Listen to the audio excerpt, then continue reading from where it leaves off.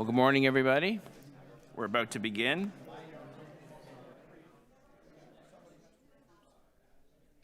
I know there's a lot of excitement in the room about this committee and the contracts before us, but we have to contain our excitement just for a few minutes while we get going. It's probably the most exciting committee you'll ever be on. Okay? Just remember that. Is that a chopper? That's a chopper. I know, they're going to love it. For those who don't know me and those who don't want to know me, my name is Councillor James Pasternak. I'm the chair of the General Government Committee. The clerk has confirmed that we do have quorum, and I'd like to now call meeting one to order. First order of business is to wish everybody a happy new year. I hope they had a safe and happy holiday season. And of course, I wish everyone the best for 2023. Today's meeting is being held with members of council and city staff participating both by video conference and in person in City Hall in Committee Room 1. City Hall is open to the public and anyone is welcome to attend the meeting at City Hall today. The public may continue to participate electronically via video conference and can watch this meeting live at youtube.com/Toronto City Council Live. The clerk staff have connected registered speakers to the meeting by video conference, and the list of speakers can be viewed online by visiting General Government Committee's page at toronto.ca/council and clicking the speakers box for today's meeting. I ask for everyone's patience if we experience any delays or technical problems during the meeting. City Clerk has provided all agenda materials on toronto.ca/council and on CMP, the Clerk's meeting portal. Clerk's IT staff will be available for members to help remotely if you need help with your devices. Members, when voting on an item or motion, I ask you keep your video on and raise your hand to indicate your vote. Members, I also want to remind you that you must still submit and approve your motions by email. Staff are available at ggc@toronto.ca to help with motions. Although we were meeting in different locations remotely today, the committee would like to acknowledge the land we are meeting on is the traditional territory of many nations, including the Mississauga of the Credit, Anishinaabe, the Chippewa, the Haudenosaunee, and the Wendat peoples. It is now home to many diverse First Nations, Inuit, and Métis people. We also acknowledge that Toronto is covered by Treaty 13 with the Mississauga of the Credit. Are there any declarations of interest under the Municipal Conflict of Interest Act?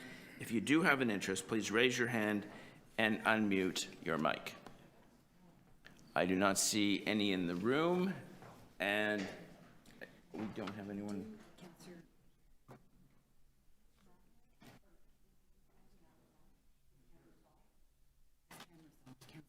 Okay, I do not see any declarations of interest. Before we proceed with the meeting, I'd like to say a few words about a retiring member of the team, Michael DeAndrea, Chief Engineer and Executive Director, Engineering Construction Services. Michael DeAndrea, with all these different degrees, Chief Engineer and Executive Director, Engineering Construction Services, City of Toronto, has been with the City of Toronto since 1997, holding executive positions in Toronto Water, Transportation Services, and for the last 9 years is the city's Chief Engineer and Executive Director of Engineering and Construction Services. Michael leads a team of 650 professional and technical staff and is responsible for engineering, design, and construction of Toronto's water, wastewater, stormwater, transportation, solid waste infrastructure, valued in the order of $1 billion annually. Michael has led some of the largest and most complex projects and initiatives of their kind in Canada. Most recently, in recognition of his leadership and many outstanding achievements, Michael was awarded the 2021 Ontario Professional Engineers Awards Engineering Medal for Management. I'd like to congratulate Michael for his years of service.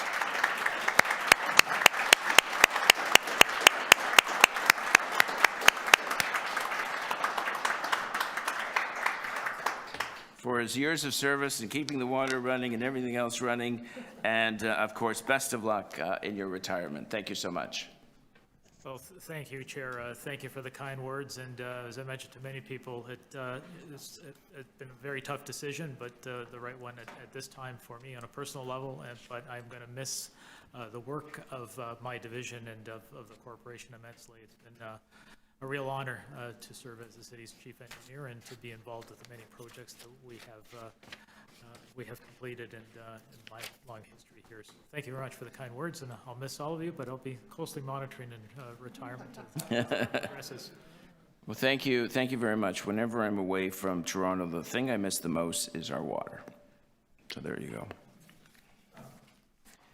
So we can do a run through of the agenda. The first item is a presentation by staff. We'll get to that in a minute. Let's go to 1.2, amendment of purchase order, 601, 605, 1512, 614, 128, transient construction for replacement of sewage Forcemains. Anyone want to hold the item? No, I'll move approval. Councillor Perks moving approval. All those in favor? Opposed? That is carried. Next item is 1.3, amendment of a purchase order, professional consulting engineering services for Eglinton East LRT, transit, project assessment process, environmental assessment, and 10% functional design. Does anyone want to hold the item? I'll move approval. Councillor Perks is moving. Staff recommendations. All those in favor? Opposed? That is carried. Item number 4, amendment to blanket contract number with Ford Motor Company of Canada, amendment to purchase order with FCA Canada for supply and delivery of Category 1A general vehicle acquisitions and upfitting. Sorry. Does anyone want to hold that item? Hold, please. Sorry? Hold. Perks.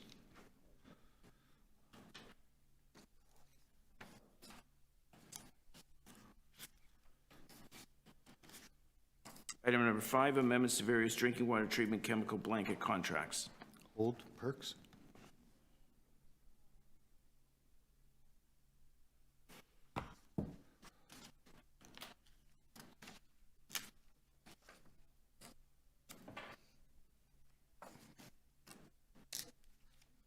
Item number 6, award of Ariba document number to Air Products Canada for supply of liquid oxygen, the lease of liquid oxygen equipment, and the provision of specialized maintenance services for Toronto Water.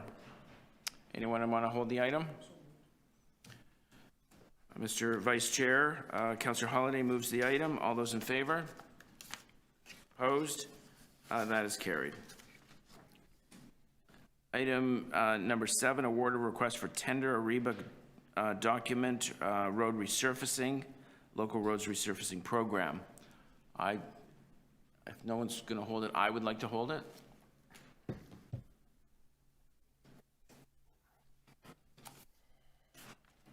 Number 8, emergency non-competitive contract to repair a sanitary sewer and storm sewer in the North Park Creek crossing.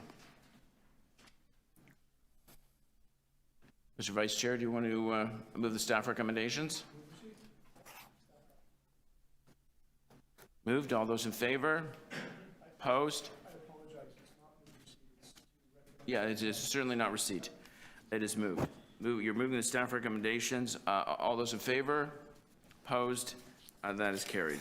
1.9, emergency non-competitive contract to repair a sanitary sewer within an easement between Ridge Drive and Carstowe Road.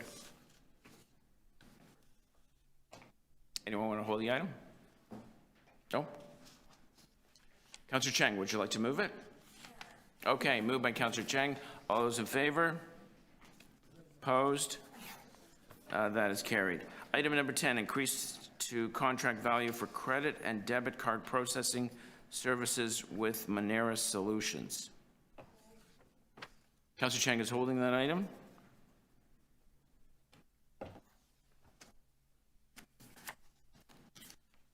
Item 11, ModernTO, transfer to properties to build Toronto and propose municipal capital facility agreement.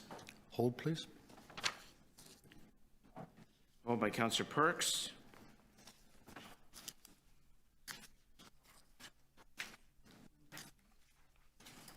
And number 12, updating the fair wage schedule 2019-2022.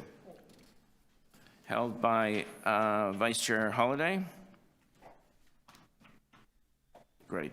Okay, let's go back to item number 1. Sorry, It's a presentation by staff. Sorry, there's a 12. No, That was 12. right, you're right, my fault. No problem. Ignore me. Oh, we'll never ignore you. Oh, no. No, no, no. Okay, great. Here's a presentation from staff, and I think we're capping it at about 15 minutes. Good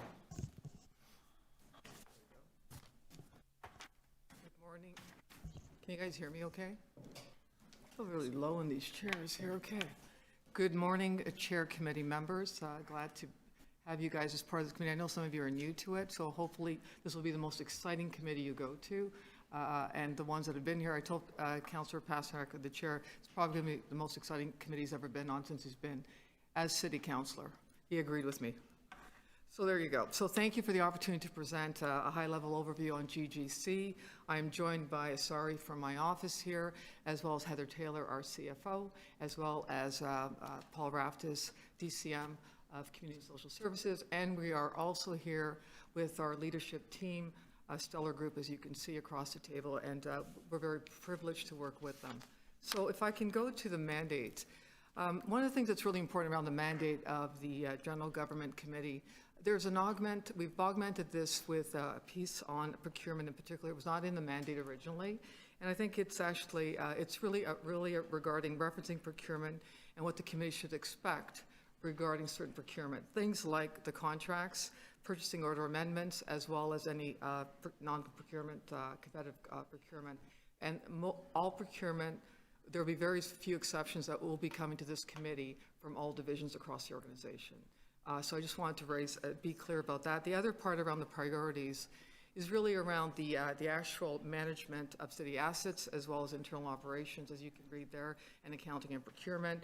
And really you'll see a lot regarding assets around technology, facilities management, as well as fleet. And then you'll see a lot regarding some of the citywide services we provide around courts, revenue services, 301 or customer experience. So we'll be bringing that to you. We'll be talking a little bit about each of the groups today.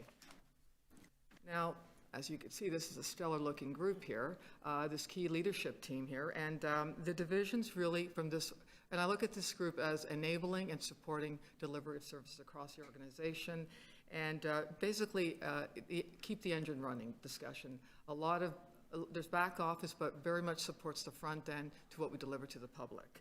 And obviously with the added mandate that I just talked about around procurement, which will be really critical for this committee to obviously to have oversight over.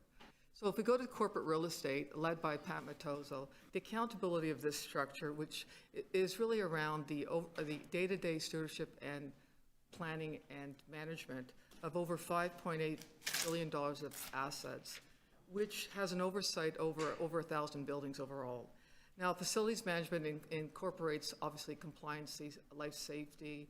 It also includes security and day-to-day maintenance of our buildings. It also includes the areas of real estate transactions, which could be expropriation, as well as acquisition, appraisals, and working with Crupi, our key agency around the real estate strategy portfolio that we created quite a few years ago, well, actually 5 years ago now. And the other piece would be asset and project management, really is the life cycle of the assets around facilities as well as the state of good repair. The key priorities around this group are really around working with Crupi, our strategic arm, looking at workplace modernization, the work we're doing on office, as well as AODA, supporting the housing requirements around affordability, and working with Vic and his team, and as well as the net zero carbon plan. If we go to the next one, it's the Customer Experience Division, which is formerly was known as 311. Gary leads and is accountable for day-to-day end-to-end process ownership around customer experience. He doesn't own the customer, we all own the customer, but it's the end-to-end process, and obviously a key channel that he's led for quite a few years is 311. Definitely the key part here is around an integrated customer experience. We want to make sure that there's no wrong door, that it's standardized, it's one Toronto. And we look at contact centers. We also look at the actual counters are in person, as well as self-serve too. So that would be a critical part. And areas of priorities for, in particular this year and obviously last year, was definitely around the customer relationship management tool, which is our CRM, which will go into phase 2. And this is really integrating with our back-end groups, which will be, the first one we've actually done is with transportation, which is all about close the loop. And I know we've had a lot of discussions around that with some of the councilors actually on this committee, as well as building capabilities like stuff related to payments, complaints, service requests. We continue doing that. The next one is fleet services, led by David Jollymore. And David has stewardship and planning of over $450 million of assets around fleet. Sorry, Josie, could you just pull the mic a little closer? Okay. Yeah, great, and just maybe lean in a bit, thanks. Whatever's been said, I can't. Can you hear me better now? Oh, perfect. Like I'm going to kiss the mic right now. Okay, so here we go. Can you guys hear me better? Okay, sorry about that. So David's role around fleet management in particular is really around fleet planning, obviously asset management, and making sure that the fleet is safe, and that we also provide also training with our drivers, and then fuel and energy management. Definitely the priorities will be around the climate action plan and sustainability, as well as making sure that we modernize our services, and we have some different technologies to really make sure we're utilizing our assets accordingly. So that's the fleet side. From the Office Chief Information Security Officer, led by Manish Adwardi, I think I said that right. If I didn't, I apologize. Accountable for building resilience and protecting the city. And this role has been in place for the last 2 to 3 years. Critical infrastructure protection, that's what the group does, as well as building resilience as we modernize and digitize the city. It's really important. And that we saw through COVID was really critical. Increasing cyber awareness is a really important part of the role that we play here, and making sure we continue doing that. And one of the things that the team has been doing from a cybersecurity perspective is building the resilience. We've actually improved our resilience over the last 2 years about 70%. So great job by the team. The Technology Services Division, I'm sure you like that little picture there. It looks quite unique, I thought the team had put there. Kind of scary, maybe, maybe not. And the technology officer, led by Renee Lafrette, is accountable for modernizing and innovating our city services, and definitely supporting our requirements around access, equity, as well as resilience and affordability. And key initiatives here is the Digital Infrastructure Framework, which was approved by Council, which we're going to be implementing throughout this year, and really is making sure we have the equity lens on how we deliver service, as well as expanding ModernTO. For those that are familiar with it, it really is leveraging our infrastructure, which is our fiber network, inside delivering and connecting it, as well as what we can do from an external perspective, and delivering on transformative initiatives that support services. And things, working with the customer experience group, working with many different divisions across the needs that we have, working with finance, many different teams as to how we can make it more effective in the way we deliver service. So now I get to transfer this to my colleague, Heather Taylor. Heather. Thanks, Josie. Hi, everybody. Nice to see everyone, and welcome to GDC. So Finance and Treasury Services is, in actual fact, as Josie said, is part of the engine behind the scenes that helps the city function and ensures that the adequate resources are made available to the different program areas, as well as acting as stewards to ensure that the city's resources are appropriately managed and governed in compliance with legislation, as well as the City of Toronto's Act. There's 3 areas that specifically support this committee within Finance and Treasury, and Office of the Controller and Councillor Chang, I see you looking at pictures and looking around the room. So Andrew Flynn is the Controller. Andrew, you can wave at Councillor Chang. We have Casey Brendan, and I don't think Casey is here in person today. Casey is in actual fact the Executive Director of Revenue Services. And then we have Genevieve, the lady on the far right, who is actually starting with the city on Monday. She is the Chief Procurement Officer, so she's not with us today. She will be joining us on Monday for her very first day. And she is the Executive Director for Purchasing and Materials Management Division. So within these three areas, as I mentioned, what's imperative from the Office of the Controller perspective is ensuring that we are compliant. We are governing the city's assets within the policies that City Council has set, within the legislation that is established by the province, and responsible for also overseeing purchasing and materials as well as revenue services. Within purchasing and materials, so PMMD is an acronym that you will hear quite often at this committee. We, in actual fact, lead the city for procurement of goods and services. They are the group that creates the rules as to which to follow when we are going out to the market for procurement, when we are doing targeted procurement. And again, these policies have all been adopted and recommended to council and approved by council. You will see many items coming to this committee that specifically surround procurement. So that is how we have gone out to the market and how we have made decisions and come here with recommendations on contracts that the city will enter into and how the city spends its money. In addition to that, not only do we spend money on behalf of the city, but we collect money. And the Revenue Services Division is an area that provides leadership on the collection and the processing of payments that the city has with regards to property taxes, parking revenue, income from utility bills, the new vacant home tax, and some of our other corporate revenues such as municipal accommodation tax, just to name a few. And so this committee will also see some of the decisions that are made and taken forward to council surrounding how we collect. One of the items today, the Moneris contract, that is attached to how we collect our revenues. And so in addition to this, from a governance perspective, we do report on our financial statements on an annual basis with an external auditor. And then in between now and our year-end audits, we bring back to the city through executive committee variance reports, through budget committee, I apologize, variance reports. The important piece here is that we link the timely information that we have around our financial information so that this committee and other committees can make informed decisions so that they have a financial lens when they're making decisions, and that the financial aspect of decision making is at the forefront of decisions. So now I'm going to pass it over to Paul Raftis, the Deputy City Manager for Community and Social Services. Thanks very much, Heather, and good morning, everyone. Thank you, Chair. I'm just going to briefly talk about one division from CSS, and that's Court Services. And Court Services is led by Ms. Susan Garasino. She's to my left, directly behind Councillor Perks.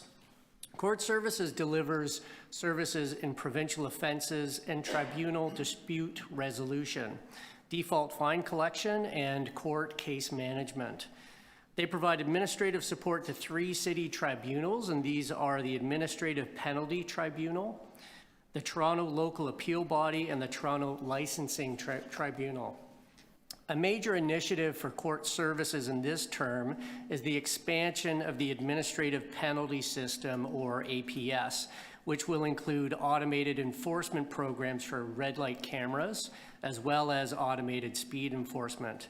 And this will also include an ongoing collaboration with city divisions to advance the procurement of a technology solution under APS for these enforcement programs. So I would like to thank Susan and her team for her tremendous work, and we certainly look forward to working with you in 2023, and I'll turn it back over to Josie. Thank you, Paul. And Heather, you guys can hear me better? Okay. Thank you, Chair. So just in summary, committee priorities, we thought we would actually just kind of sum them up in 3 buckets. financial and asset stewardship, as well as service modernization and standardization, as well as maximizing procurements, what Heather talked about, managing risk. So you will see quite a few reports on procurement, as we talked about earlier. You'll see a lot of reports on real estate transactions that come here, as well as, which will include leases and other things that we talked about earlier. You'll also see some of the requirements from an operational perspective on some of these groups that report into GGC. You'll see reports on pension and OMERS in Heather's shop. And there will be a lot of reports you'll see around compliance and as well as just reports regarding other aspects around the operation. I think the key role that GGC plays, which is yourselves, is a role around modernizing government, in my opinion, and I think it's an important one in building resilience within the organization, improving our internal processes and standardizing how we do things to support the whole organization, as well as, as we create our digital government and making sure that there is no wrong door, because it's not digital, it's also all types of services in the way we offer the public. And obviously engaging stakeholders to improve our customer experience. That's something we do within the customer experience side, and we continue doing that with our groups outside of the groups that just reported. We work across the organization. So that concludes our presentation, and Chair, we did it in 15 minutes like you asked. So That is fantastic. Thank you very much for that presentation. Why don't we go to questions? We do have a deputation on, they're online. So, okay,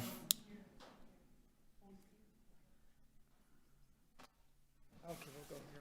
they're already sitting there. Okay, we'll do the we'll do the deputant now, and then we'll go back to questioning staff on the presentation. You answered 99% of my questions on your presentation. Thank you. Congratulations. Vladislav, thank you. Congratulations to the new councilors. In case any of you are wondering why I have this, I'm hard of hearing.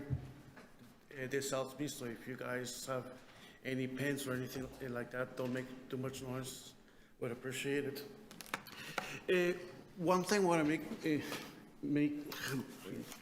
1 second. I don't want to hear myself.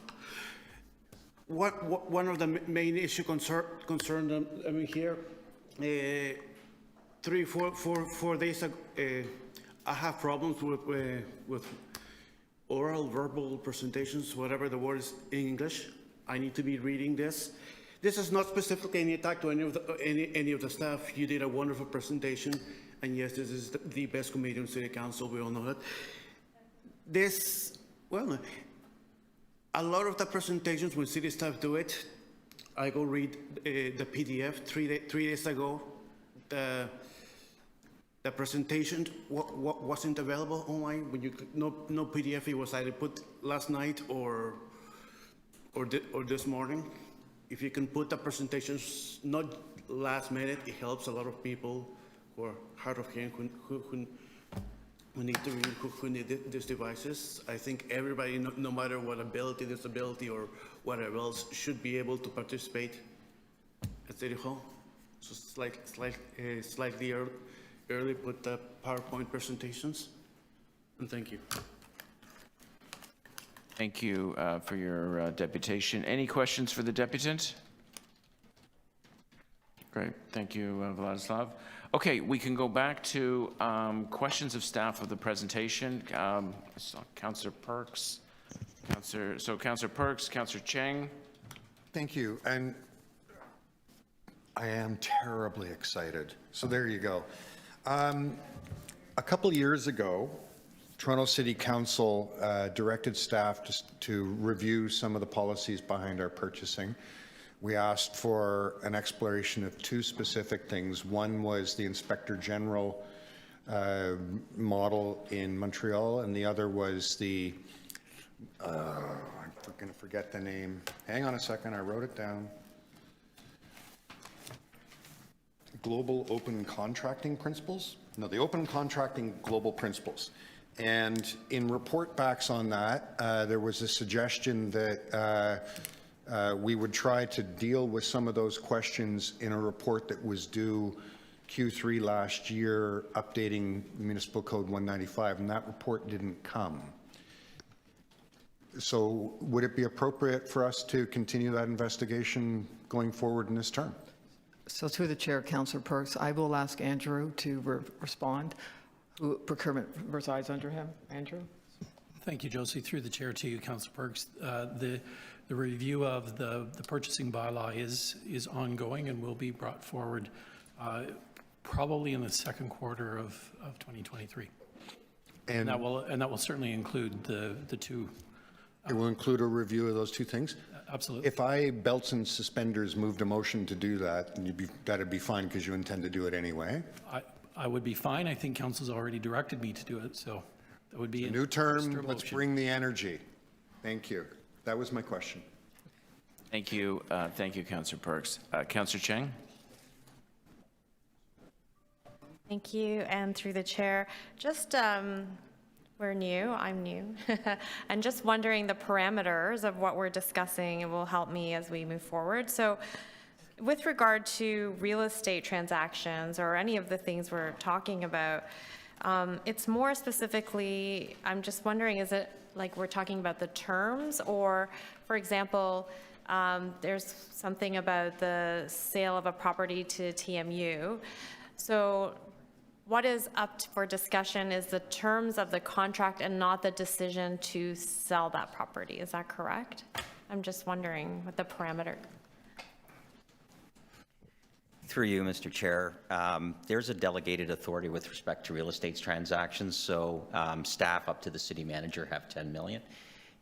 And typically those types of transactions, the DAF would come to the local councillors. Any transaction over 10 million would come to GGC and then through on to council for review and approval. Okay, so So included in that is expropriations as well. So anything with respect to expropriations or anything, any transaction or any type of deal over 10 million would come to GGC and then go on to council. okay, thank you. You're welcome. I think so. Councillor Bravo. Thank you, Mr. Chair. I have a question of scope in relation to the digital and information security side. I don't know whether you have a mandate or there's been any request to have the city weigh in or the staff weigh in on the questions of digital governance that have to do with, for example, the smart elements that are being included now in new developments within the city. And I'm thinking about how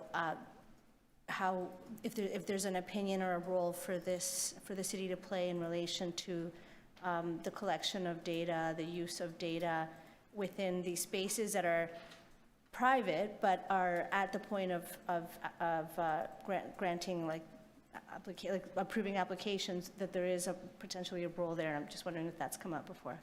So through the chair, Councilor Bravo, I'll just refer to, we do have a digital framework that we brought to council, really structured around what we do in the city itself, right? Not externally, but it does have elements and principles around equity that we would love to share with you and go through that with you. We've done that with some of the councilors. I think it'd be great to actually sit down with you regarding it. Thanks. I'm thinking of cities like Barcelona and other cities. I know that's being looked at in Montreal, where it's sort of like there's a governance role around the amount of data that's being collected and how it's being commodified, and some of them are semi-public spaces. So I'd appreciate hearing more about it. Thank you. Thank you. Great, thank you, Councillor Bravo. Vice Chair Holliday. Thank you, Chair. It appears that procurement will be a big part of this committee, and I wondered if we could talk a little bit or elaborate a little bit more on the work of the Chief Procurement Officer in both the front end, so that is the preparation for a procurement, the procurement itself, and then the post, so the contract management. And if contract management or the post work is decentralized, you know, how does that fit into the Toronto Public Service, and how does that interface with this committee? So through the counselor, through the chair to you, Counselor, that's a number of questions. I'll start, and you'll probably need to redirect me. The role of the Chief Procurement Officer is twofold. The first responsibility, and Genevieve will be working on this starting Monday, is to provide oversight for the whole division. So PMMD has buyers, has policy development responsibilities, facilitates the procurement that all divisions of the city undertake. So the whole division has the structure and the rules by which and the implementation of procurements. That's the first responsibility for the Chief Procurement Officer as the Executive Director of the division. The Chief Procurement Officer also has oversight responsibility across the whole procurement function, and reports to Council on the development of appropriate procurement policy and practices. So that would also be a responsibility that would have to take place. So on the front end, the Chief Procurement Officer sets the standards, if you will. The division works with all of the procurement division works with all of their client divisions to ensure that they comply with the bylaws and the guidelines that PMMD has created, and ultimately at the end signs off on the award decision that will be coming forward to the appropriate level of committee or council. What haven't I answered, Councillor? So it's about the post. Yes. The post is, how does procurement overlap with the management of a contract and the types of things that often cross the desk of the audit committee and sometimes back to this committee? And I'll just, because the time's thin, but just, how does excellence within the public service get translated on contract management? Who fills that role? So, Councillor, in the current structure, PMMD governs the overall process, but the individual contracts are managed by the respective client divisions. So contract management at the present time is predominantly a client service division responsibility. So do we have an ability as a public service to build capacity on that front? We talk a lot about, many people talk a lot about, having a model for, say, project management and building that capacity in an organization as an enterprise. How do we deal with contract management? Because it's sometimes it's those contracts that come back here for, I always mix it up, single and sole source. Sometimes things went astray during the management of the contract. So how do we build that capacity? How do we encourage that from this committee? I mean, just, I guess, a basic question. So if I may just augment what Andrew said through the chair, Councillor Holliday, one of the things that I think some of the groups are working through, I know some of them in corporate services is really differentiating. We're talking about compliancy and making sure that we're meeting the requirements in those contracts. It's really separating the commercial side of the contract from the operational side of the contract. So we do have that, and that really becomes a checking process, right? Making sure that what you have in a commercial contract is how you're operationalizing it. So there's two different groups that work on that, and we have that in corporate real estate. We're having that in fleet management, and I know there's a lot of groups in IDS and other groups that are doing that as being that check that you talked about, and that's more of around a contract management practice across the organization, which is what you're referring to, and I think it's something we're maturing into. Not all there yet, but we are maturing into, and I think that that's part of the compliancy of what we need to do as an organization and anyway around our contracts, and that started probably in the last 3 to 4 years. Hope that answers a bit of that. Okay. Thank you. Thank you, Vice Chair Holliday. Any other questions? I just have a couple of quick ones. When it comes to purchase order increases, I was on Infrastructure and Environment last term, and we seemed to get 4 or 5 of those every meeting where we had a deal with a supplier, we fixed a budget, they went out to do the work, and then it came back to council for an increase. How prevalent is it that we're sending contracts out with a fixed amount? And then I assume we're not asking to pay more. I assume it's the subcontractor or the vendor that's asking to be paid more. So to you, Mr. Chair, the reasons for purchase order amendments can be numerous, and you're correct that GGC will likely on all of its agendas probably have either awards for procurements or variation on the contract. It can be for any number of reasons, some of which will be within the control of the city, some of which will not. So it's difficult to predict how many we're going to see, but I would expect that it would continue to be a normal course of business for GGC.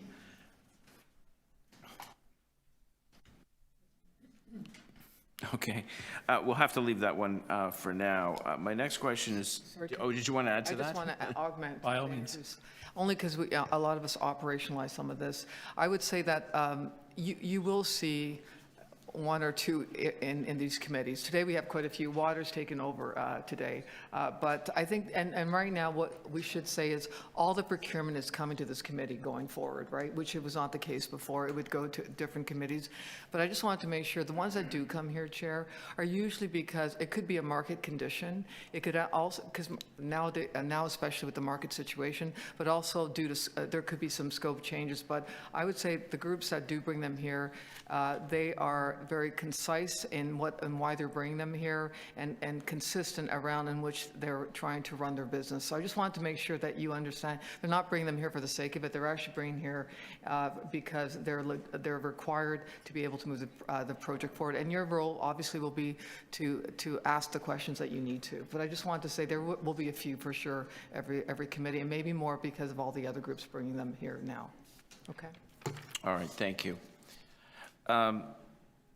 My next question is for IT, and I'm just wondering whether you could give a synopsis of whether wireless printing is a thing of the past at the city for cybersecurity reasons, or whether it's still doable. Well, we have we'll ask our technology Chief Technology Officer to reply. Then we also have our CISO here too, so they can reply. Councillor Pasternak did ask me this question, just so we're clear. So through the chair, Councillor, we do have printing capabilities within the city that you can print from your desktop wirelessly. So I'd just like a clarification on the question. Yeah, so there's a lack of clarity among councillors and among staff. We're getting new printers in, and when we try and sync our handheld devices with the new printer, we're told by the installers that that's no longer an option, that wireless printing is being phased out. So if that's not the case, I guess our first objective on this is to send some clarity through the system on what the policy is. So through the chair, I misunderstood the question. You're talking about printing from your wireless device versus printing from a machine. So I can take that back to the team and clarify what the situation is going forward. Okay, that's great. So we'll wait to hear. Any other questions on this item? Okay, we can move receipt. I had a motion. Oh, I'm sorry. Speakers. Yes, I have a motion. Okay, Councillor Perks to speak. I can have my motion up.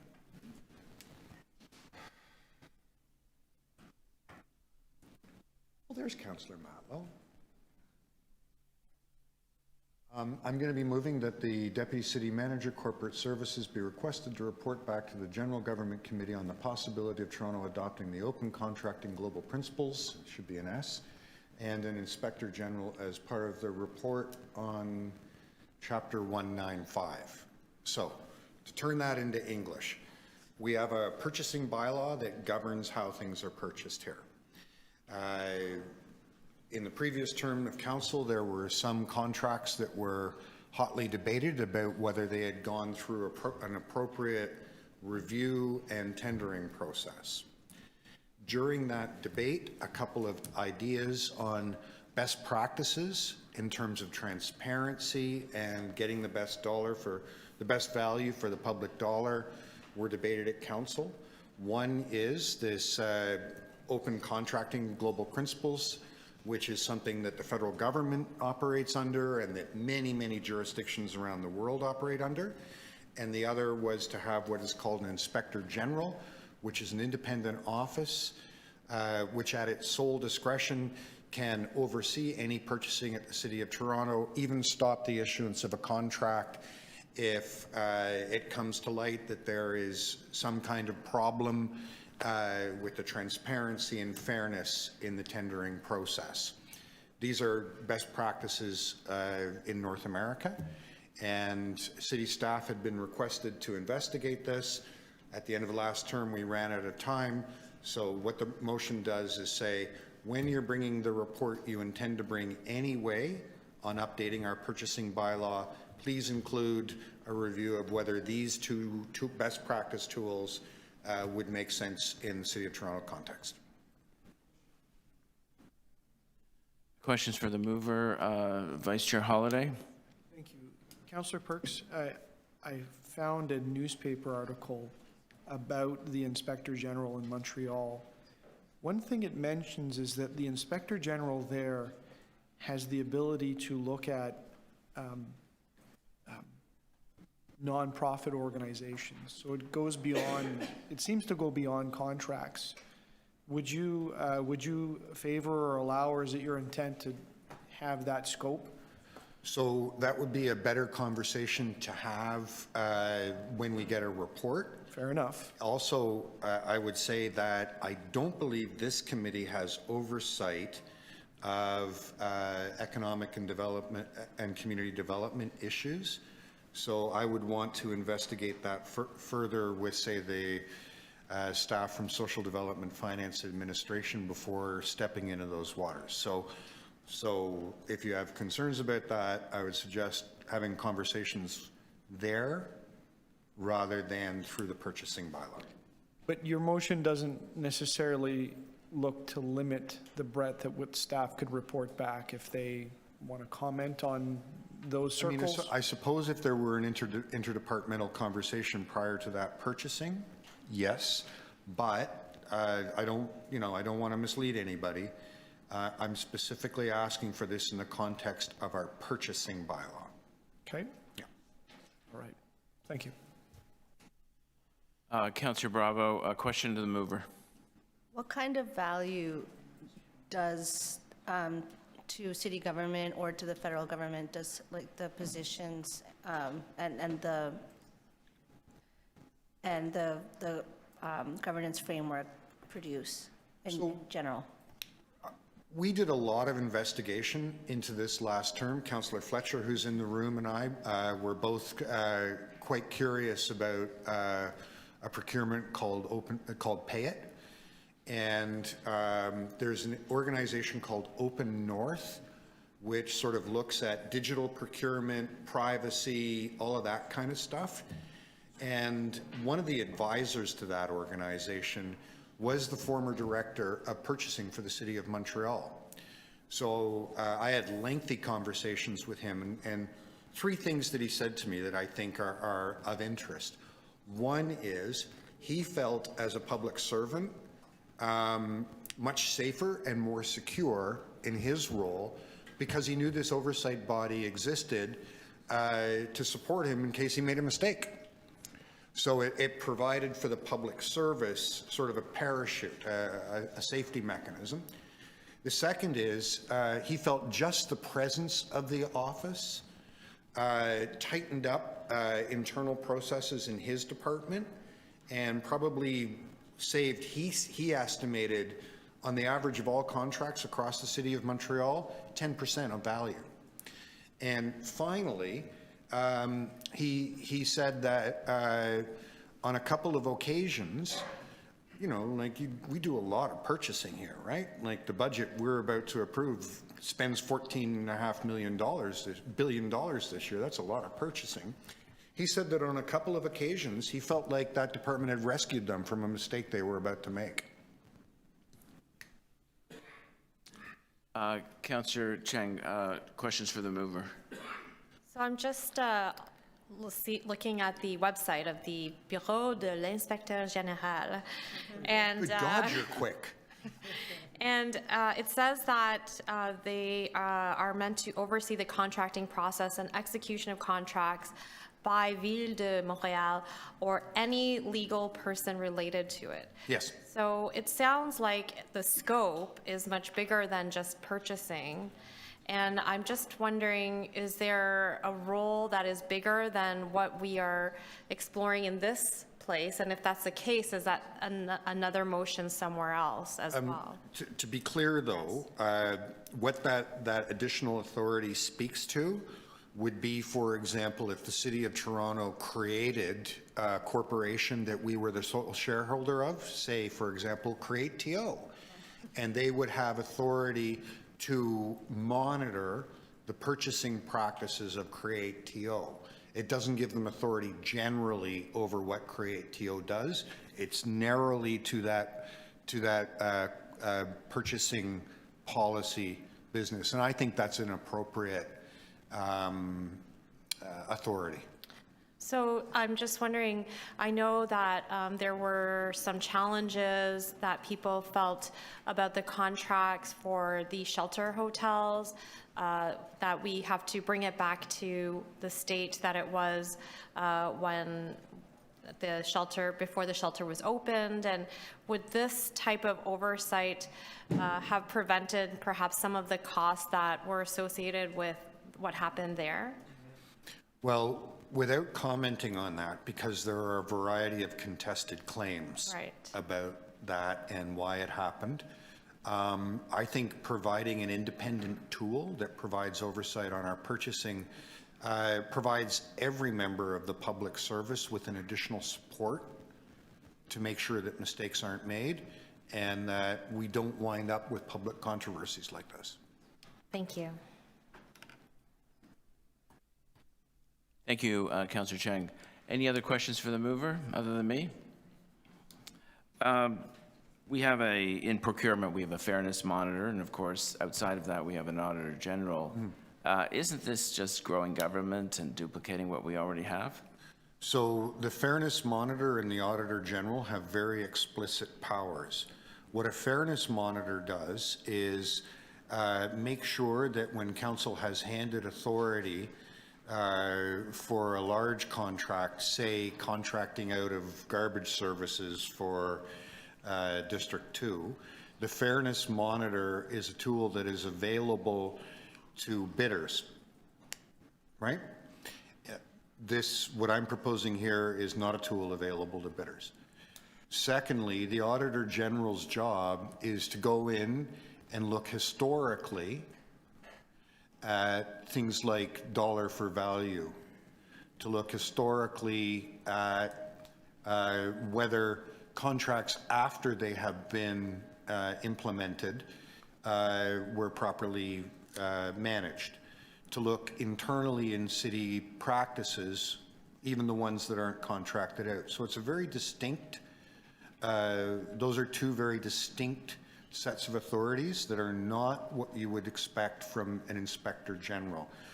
As to your comment about growing government, you know, I appreciate that each of us brings our own perspective here. I think that growing government is a good thing.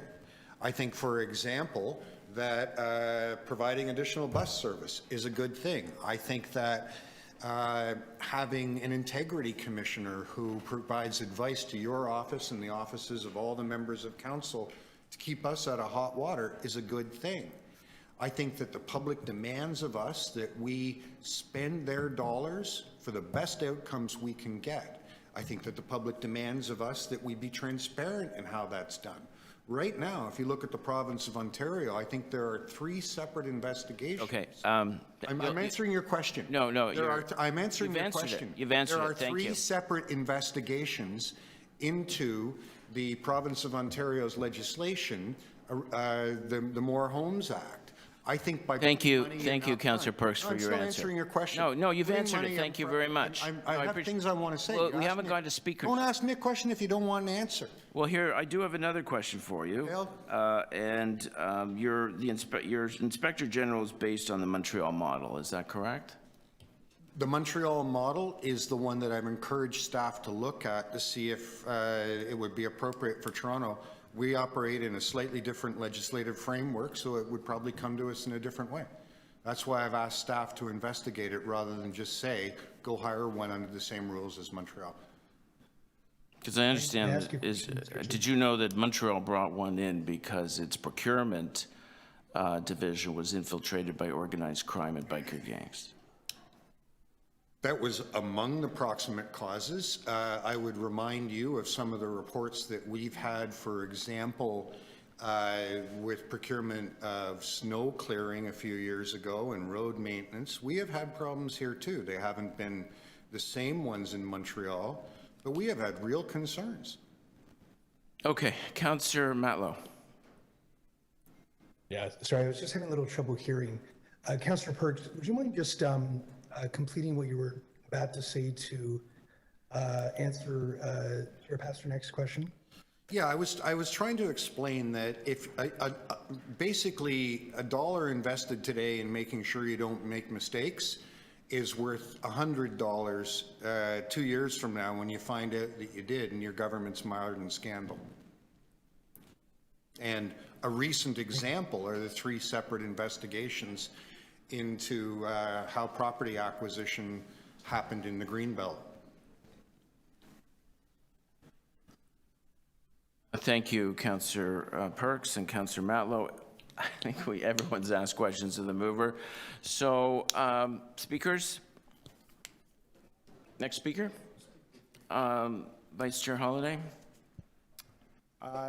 Thank you, Mr. Chair.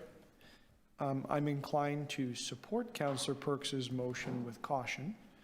I understand that the work is ongoing. I think, though, that this committee should prepare itself for any report on that because it is very complicated what is potentially proposed. And we should think about our relationships with all of the entities that we conduct business with, whether they're corporations of the city, whether they are nonprofit organizations that we have a grant relationship with, whether it's something that we have a procurement in the classic sense, whether it's a labor organization and we procure through that method. This is a very, very big question and it speaks to governance. So I expect that a report will be coming in the future, but that would be my thoughts to the committee is to think about the spectrum about what is involved in bringing in another entity within the Toronto government with specific powers similar to those of our accountability officers, if not it even becoming an accountability officer. Thank you. Thank you, Vice Chair Holliday. Any other one? Councillor Bravo? I'm going to support the motion. I think that there's been in recent times a lack of understanding in the public and a loss of faith in city government, and indemnifying the decisions that staff have to make on a growing number of contracts. Protecting the public service through a second set of eyes is important for faith in city government. I also think it's excellent to save money. Like the stewardship of public dollars is another way to restore faith in democratic institutions.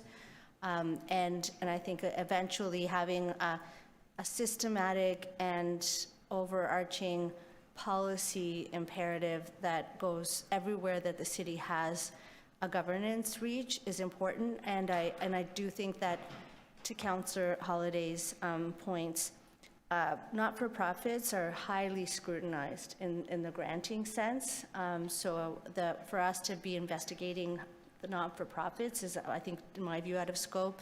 Similarly with labor groups, those are, I think, things that are contemplated through contracts and enforcement of a contract, which is a very different imperative. And if that's what you want to get at, I think we go at it a different way. Thanks. Thank you, Councillor Bravo. Anyone else to speak? I would simply say that I'm indifferent to whether this passes or not. Staff are already working on it, so it's a duplication. But I think it's also will create, if it ever leads to the assignment of a new oversight office, it will lead to duplication. In my speaking to thousands of people across North York during the current election, it is my feeling that people do not want smaller government. They do not want bigger government. Councillor Perks, they want better government. So, any other comments on this matter? We can put the motion on the floor, and the item is amended.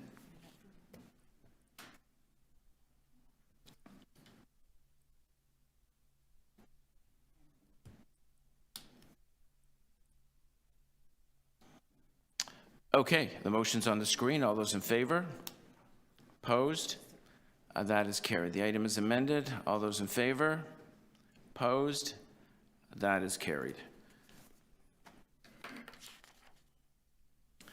I believe we jump over to item 4, amendment blanket contract, FCA Canada, supply and delivery of general vehicle acquisitions and upfitting. Councillor Perks, you held the item. Yes, I have questions of staff. Questions of staff? Oh dear. In the second recommendation, it makes reference to a provincial ministry coming forward, and I simply, nothing in the body of the report explained that. Can you tell me what that's about? Should the optional year be extended by the Ministry of Government and Consumer Services? Yes, through you, Mr. Chair. So we're actually using a vendor of record, a provincial vendor of record for Ford, FCA, and General Motors. So that vendor of record, that provincial vendor of record, comes due June of 2023. We are expecting the province to extend that for another year. So this is sort of like a bulk purchase we've done together with the province, or? So from a procurement perspective, we're leveraging a vendor of record, and we've engaged direct with the OEMs, right, including FCA, General Motors, and Ford, for the provision of assets. Okay.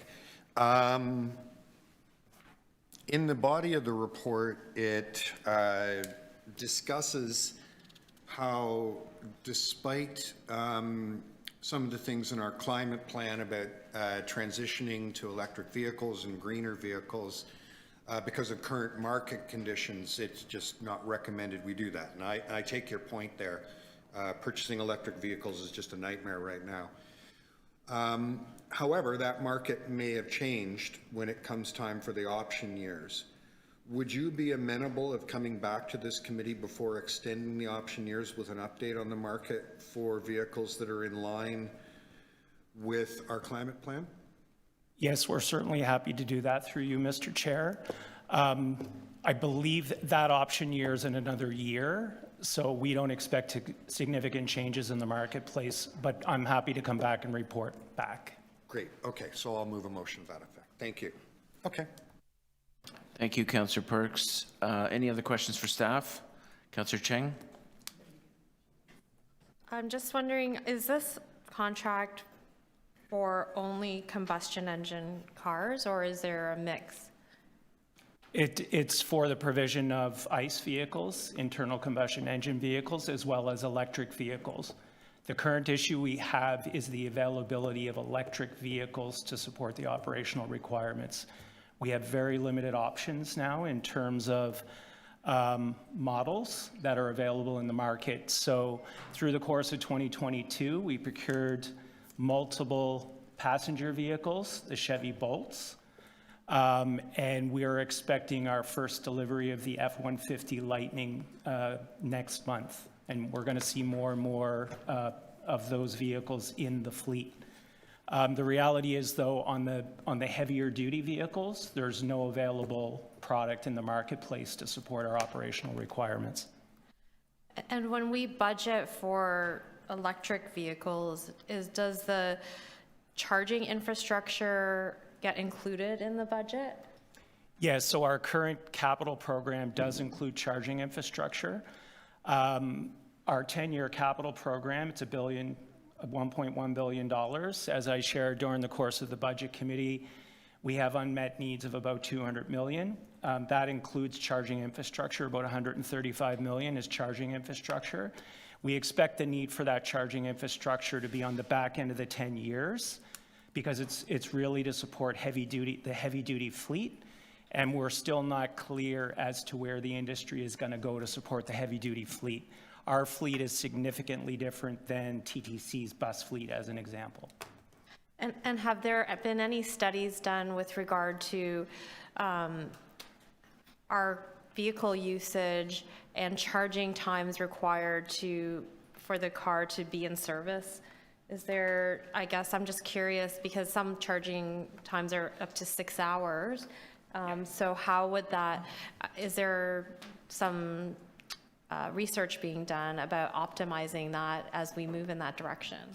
Yes, absolutely. So most of our activity right now is focused on light-duty vehicles, non-specialized light-duty vehicles. They're typically used through the day.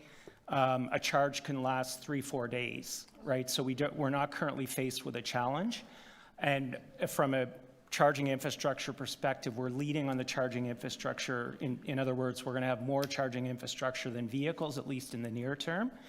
I think we're going to be challenged in the next several years to evaluate on the heavy-duty fleet, assuming it's battery electric technology that gets advanced. So, for example, we have an evaluation unit, a garbage collection vehicle, a fully electric garbage collection vehicle, and we're going to be working with solid waste management to do the operational evaluations, including the use of telematics, so we can collect parametric data to do exactly what you're suggesting, which is studying the charging need and patterns, et cetera. So in addition to the garbage collection vehicle, we also have a heavy-duty chassis, an international heavy-duty chassis, and we're working with Toronto Library on the evaluation of that unit for the same reasons. Great, and just one final question. Are we tracking the amount of money that is saved as we incorporate electric vehicles in our fleet for fuel costs? And is that something that we can continue to share publicly in order for people to know this is happening? Absolutely. So we monitor fuel volume consumption on an annual basis. As I shared in Budget Committee, we see a reduction in fuel volumes, even accounting for the pandemic. So we are seeing that come down over time. But yes is the answer. We're going to continuously update in terms of our fuel savings and the GHG reductions associated with the transition of zero-emission vehicles in the fleet. Thank you.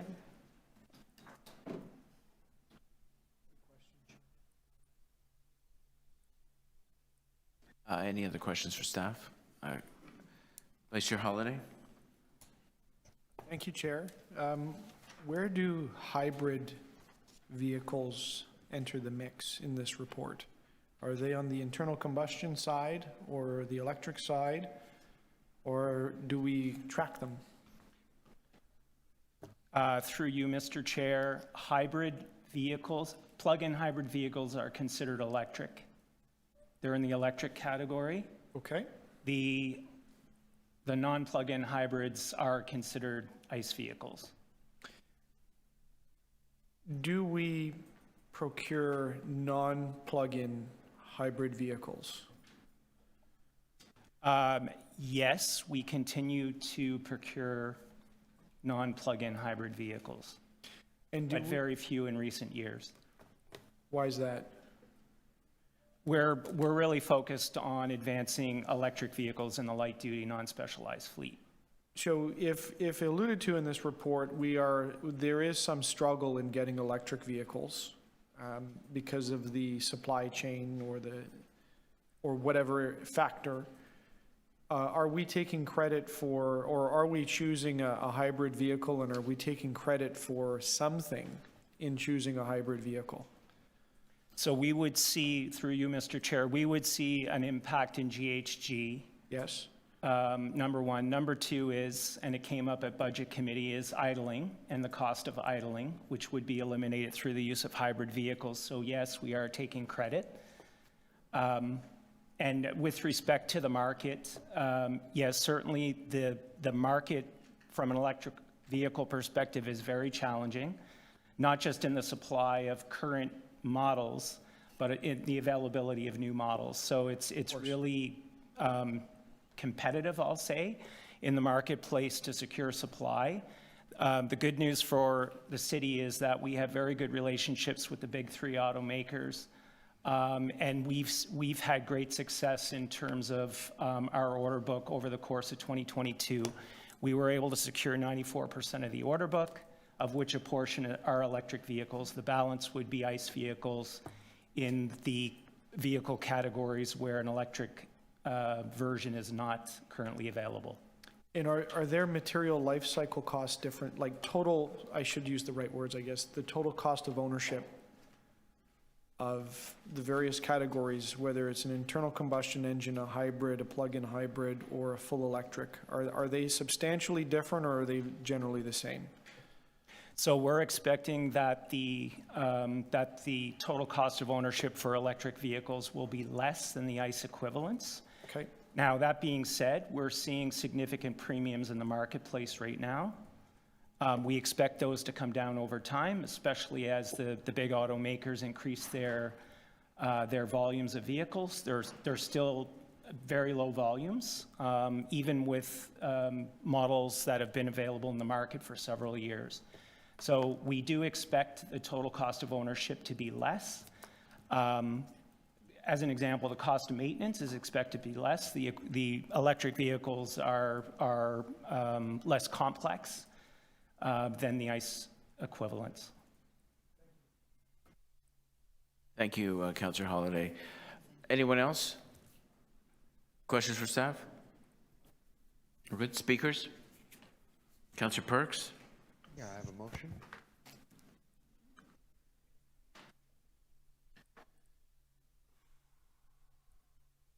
That the General Manager Fleet Services be requested to report to the General Government Committee on the possibility of purchasing green vehicles prior to exercising any option years. It's pretty much what we just agreed to. Yep.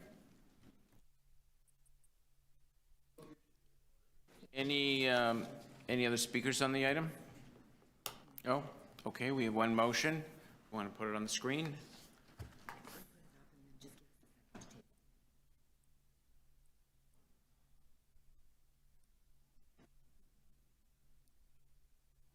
There we go. All those in favor?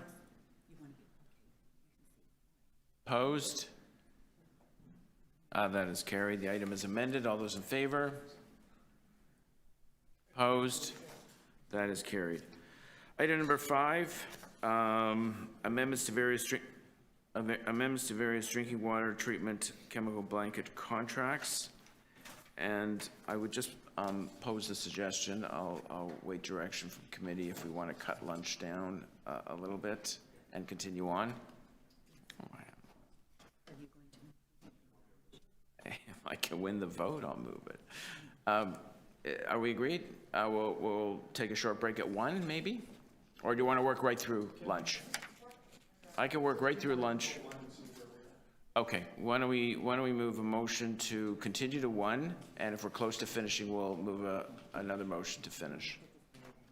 All those in favor? Opposed? That is carried. Councillor Perks, you held item 5 down, treatment chemical blanket contracts. Wondering if Mr. DiGeronimo can guess what I'm going to ask. When was the last time you investigated non-chlorinated water disinfection technologies? Through you, Mr. Chair, yes, I did anticipate the question on chloride. Unfortunately, by regulation, we have to add chlorine. It is primarily for protection in the distribution system, less so in the water treatment process in the treatment plants. So after we go through treatment, we must add additional chlorine to ensure we have a residual as we push it out into an extensive distribution network. Right. And is this for the residual or is this for treatment? It is for the purchase of both purposes, both in treatment. I'm asking about the treatment piece. So in treatment, by law to treat with chlorine. We are required to put the residual in, which of course, as you know, creates all kinds of trihalomethanes, which are incredibly carcinogenic and harmful to human health. And I'm wondering, when was the last time you looked at technologies like ozonation, UV, sterilization, and so on? Even Mr. DeAndrea was working for you when I Yes. started asking about this. And so we do have, we've completed work actually on a couple of different things. So one of the reports you passed is ozone. So when we did the Horgan expansion, we did look at changing, or what it would cost to change some of the treatment processes in that treatment plant at that time. Looking at comparing membrane technologies as well as other chemicals that you could use, disinfectant chemicals.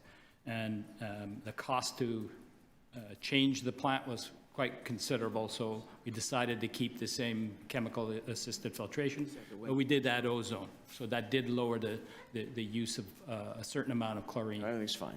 We've also completed a review probably about 8-9 years ago about slowly adding in ultraviolet disinfection as well at each of our treatment plants. So we do have designs for that, and we are trying to incorporate them into our long-term capital program.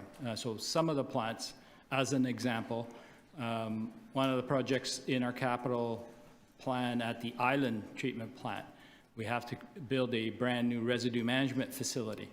That facility is designed to house an ultraviolet system in the same building. Well, we could procure that unit later, but we are going to construct it so it can take that in future. So all of our treatment plants have had that look. It's going to cost hundreds of millions of dollars to convert them over time, but we do have those plans, and we know how to integrate it into those plans, and we'll do so when we can afford to introduce them into our capital plan. Thank you. Those are all my questions. Thank you, Councillor Perks. Councillor Chang, questions for staff? Thank you. Through the chair, a lot of people are struggling with our budget, the numbers people are hearing, and although, you know, spread across the city, this is probably not a high number. Just wondering, is there a calculation of the impact on a household in terms of water costs that this increase will result in? Through you, Mr. Chair. So if we just do a quick calculation, this report is saying is about a $4 million increase above what we had originally forecasted last year. A 1% water rate increase generates about $13 million. So this would be about a third of that, so 0.3% of a rate increase. The 3% rate increase that is in front of Budget Committee right now adds about $28 for the entire year for the entire household, for drinking water, wastewater, and stormwater. So that's everything all combined.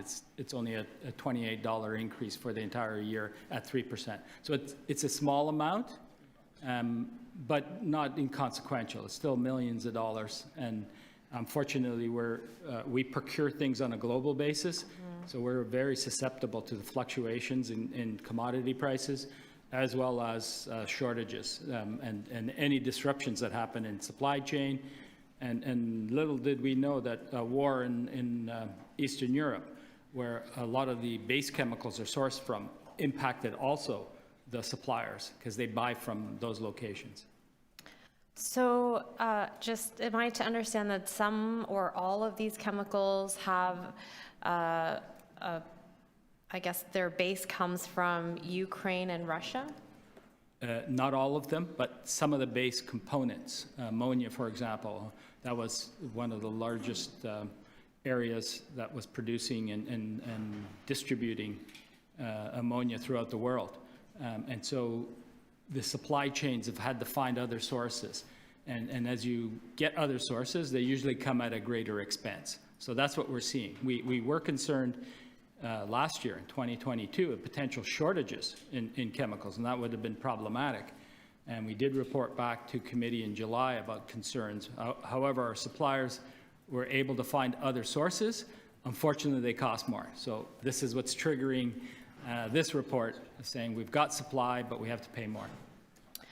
And is there like a water treatment association of Canada where this procurement process, as you encounter challenges and gaps, where this is, I guess, discussed in a way that how do we encourage governments to increase capacity, let's say, of creating ammonia, so that so it's not just a Toronto conversation. I imagine this is national or across the world, but how do we diversify and build capacity so that we are not reliant, because I'm assuming, it's going to be quite a while before things normalize in Ukraine and Russia. Yes, and Toronto Water, we are members of various associations at the municipal level with the Regional Public Works Commissioners Association. We've got representation on the Ontario Water Resources Association, and we've got Canadian Water Wastewater Association, and I'm on a North American board, the Water Research Foundation. So we connect with all our colleagues across North America, and we compare what's happening. And so this situation that you're seeing is happening to every municipality around the world right now, and in particular in North America. And so we do work together to try to lobby our respective regulators and governments to try to encourage home sourcing of some of these solutions as well. Thank you. Wonderful to hear that that work is happening. Thank you, Councillor Chang. Any more questions for staff? I don't see any motions yet, but speakers? No speakers? Councillor Chang, do you want to move the item? Sure. You have to speak and just move the item? I move the item. Is that what I see? Your staff recommendations? Great. Okay, all those in favor? Opposed? That is carried. We now jump over to item 7.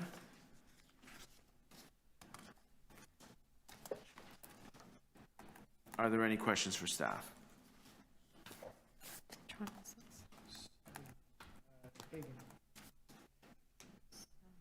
This is award of request for tender Ariba document number to D. Crupi and Sons for 2022 Local Roads Resurfacing Program.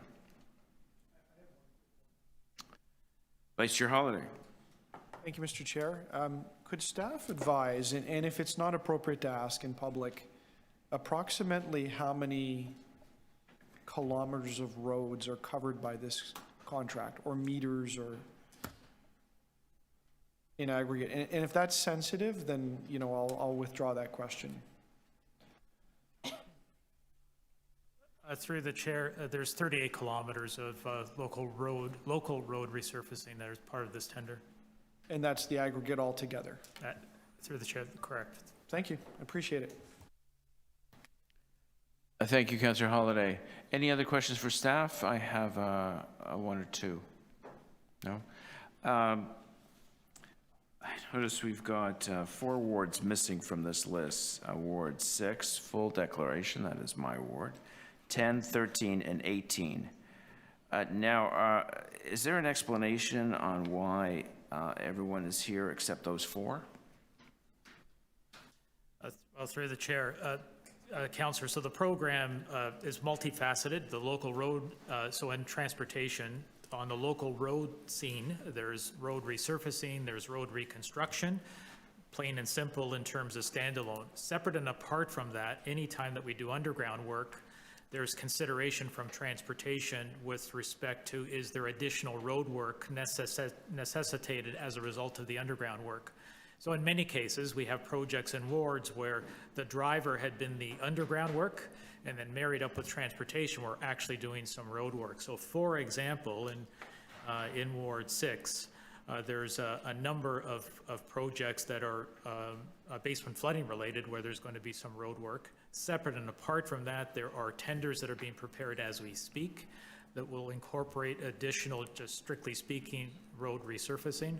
And so, in any one contract or any one tender, we don't necessarily have work across all 25 wards. The work is parsed out based on what makes sense from a coordination standpoint with other work and what makes sense from an efficiency standpoint. So that's the short explanation. Now, there are other wards, the other 3 wards, much the same. And in some cases, when it's in the downtown core, there isn't much road resurfacing of the local nature. We have some pretty large, extensive projects on the major arterials in the downtown core. So the argument being that these wards are getting roads resurfaced, but under a different spending envelope or a different project category?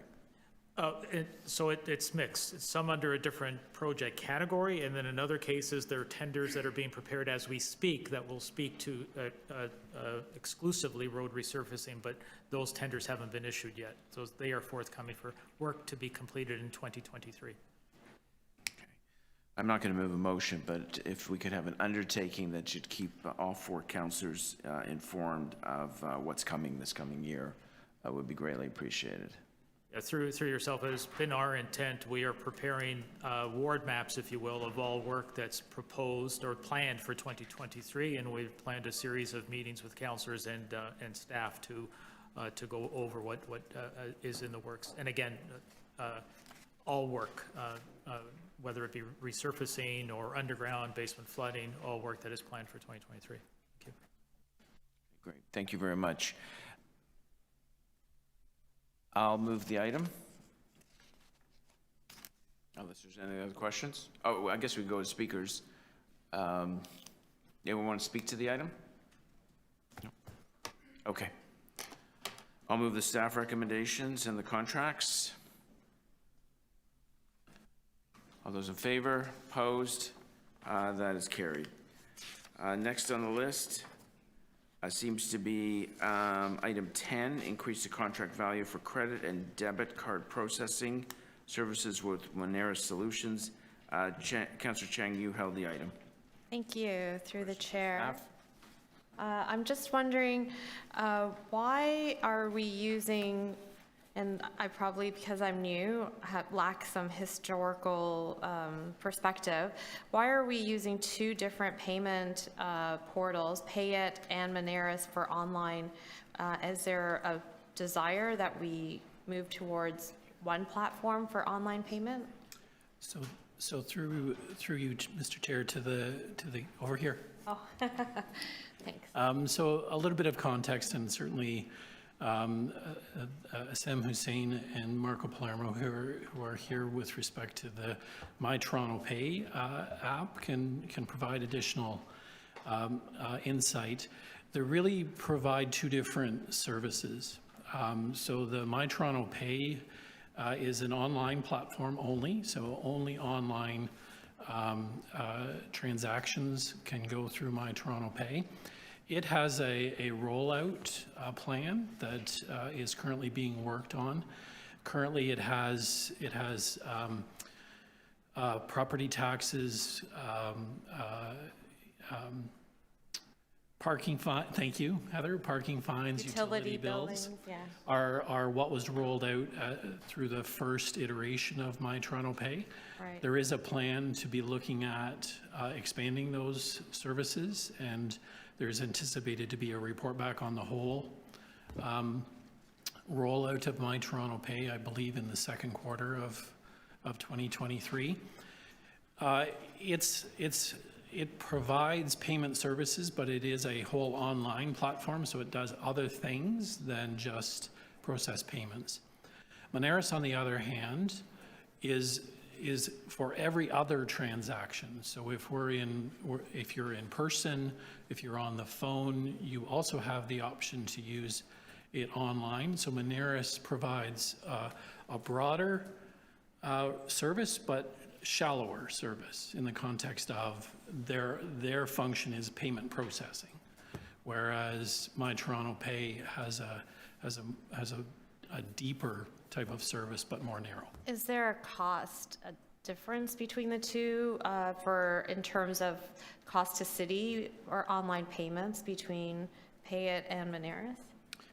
So there are, and Councillor will have to get back to you with those very specifics, but the largest part of the costs associated with any credit card transactions are the fees that are paid to the card brands and the financial institutions, and that's certainly the gist of this this report. Those would apply in both, anytime you use the credit card or debit card. So the largest part of the fees are going to be those costs, regardless of whether or not you use My Toronto Pay. So there is a similar standard across the two applications, but in terms of cost to city, you'll get back to us about the difference. Because even for an on-the-phone transaction, could use Pay It. It doesn't have to be Moneris. I mean, is there a reason why the agent doing the phone payment couldn't use Pay It versus Moneris? Councillor, well, I'll have to get back to you on that, or unless Marco can help. Sure. Fine. Sorry, before you answer, because I'm afraid I'm going to run out of time, I noticed too that in terms of Moneris, there is an examination about front-ending the service charges or convenience fees, whereas for Pay It, it is already front-ended. And I'm just wondering why the same policy has not applied across the two platforms. And is there a desire at some point that these two pathways would come together? Because this contract is extending Moneris, but maybe part of our work with Moneris should be winding down as we pivot. So through the chair to you, Councillor, I think the recommendation in the report is giving staff the authority to investigate that. When my recollection of the Pay It conversation was that was very specific and limited to those particular, the chargeback mechanism was limited just to the use of Pay It at the time. So we didn't expand it, but what this report is asking is for us to report back on whether or not that is an appropriate response. Exactly what you're saying is, should we be bringing the same type of treatment together regardless of the platform that payments are made on? Sorry, I just have one last question. So is there an overarching policy about how and when we front-end costs and when we absorb them? Yes, there is a specific policy in the City of Toronto Act that without specific direct authority, we do not charge fees through to taxpayers. Thank you. Thank you, Councillor Cheng. Any other questions for staff? Councillor Holladay? Thank you, Chair. It's a really quick one through you to Mr. Flynn. In your answer, you had mentioned credit cards. You also mentioned debit cards. And so it prompted the question in my mind, in the future report back on front-ending fees, will there be a principle to maintain a free option for residents? Through the chair to you, Councillor. Certainly that is the intention through the My Toronto Pay app. I would certainly expect we would bring forward consideration of what type of services that is an appropriate response to. I want to make sure I understand that. So if I don't want to pay a premium to the city on every bill I get, I will find a way, there will be some way for me to pay it. So, like, I think I understand now, if I use my credit card, I don't pay a fee, but the recommendation proposes that you bring a report back on that, but somewhere in that report, could there still be an option? I don't know, cash, check?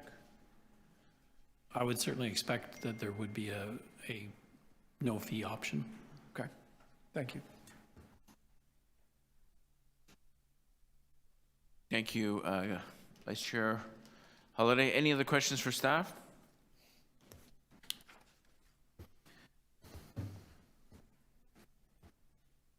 Speakers?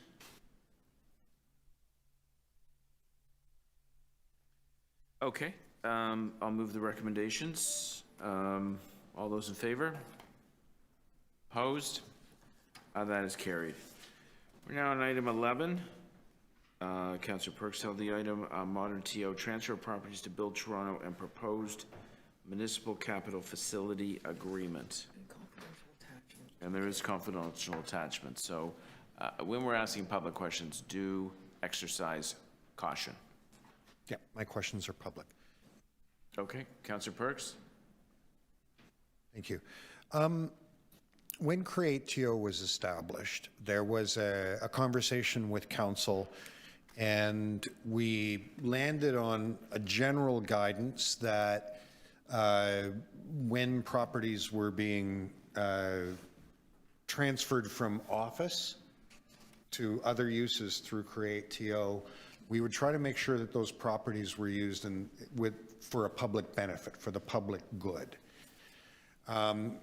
Without getting into any of the details about the specific transfers here, I have to say that some of them I can very clearly see the public benefit.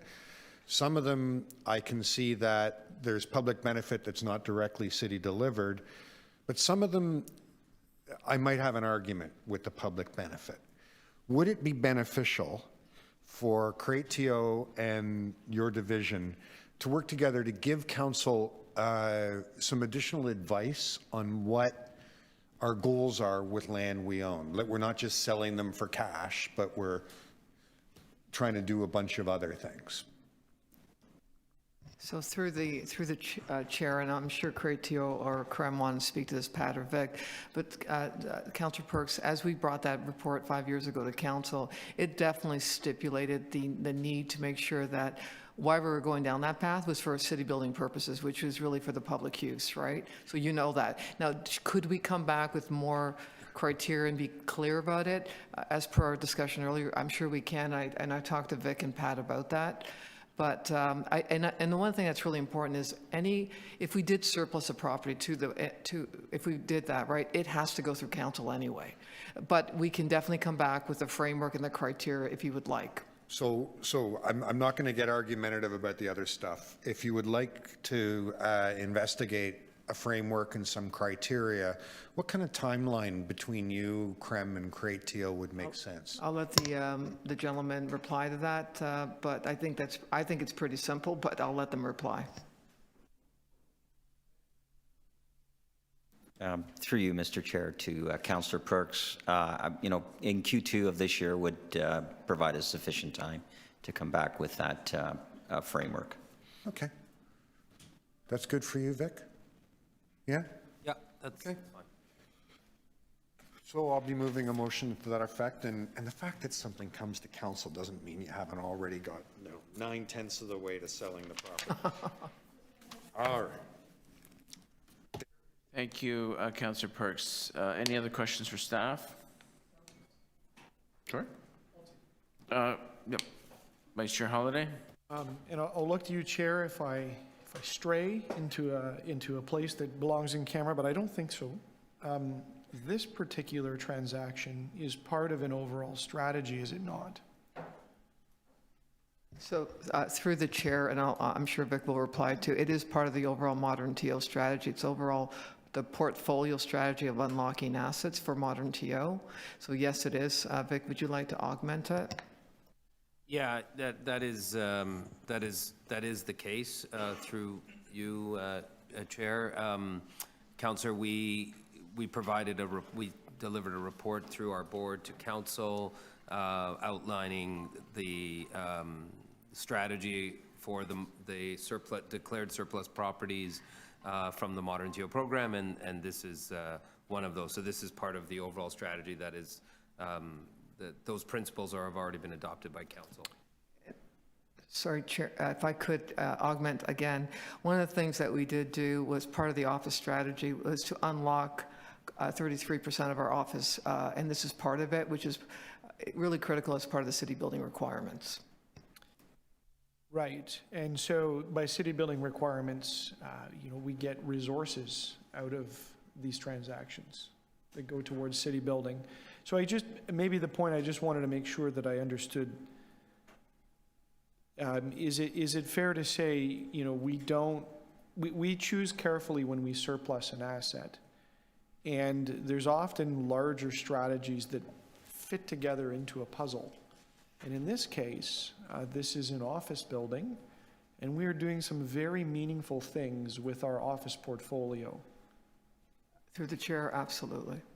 And would it be a safe assumption we're making our office portfolio smaller for a variety of reasons, including having a modern workspace, reflecting on the realities of a post-pandemic workplace, and this fits in to all of that strategy. So through the chair, absolutely. It was actually pre-pandemic we started down this path, but absolutely it does support, well, everything you just said. Okay, thank you. Councillor Bravo? Thank you.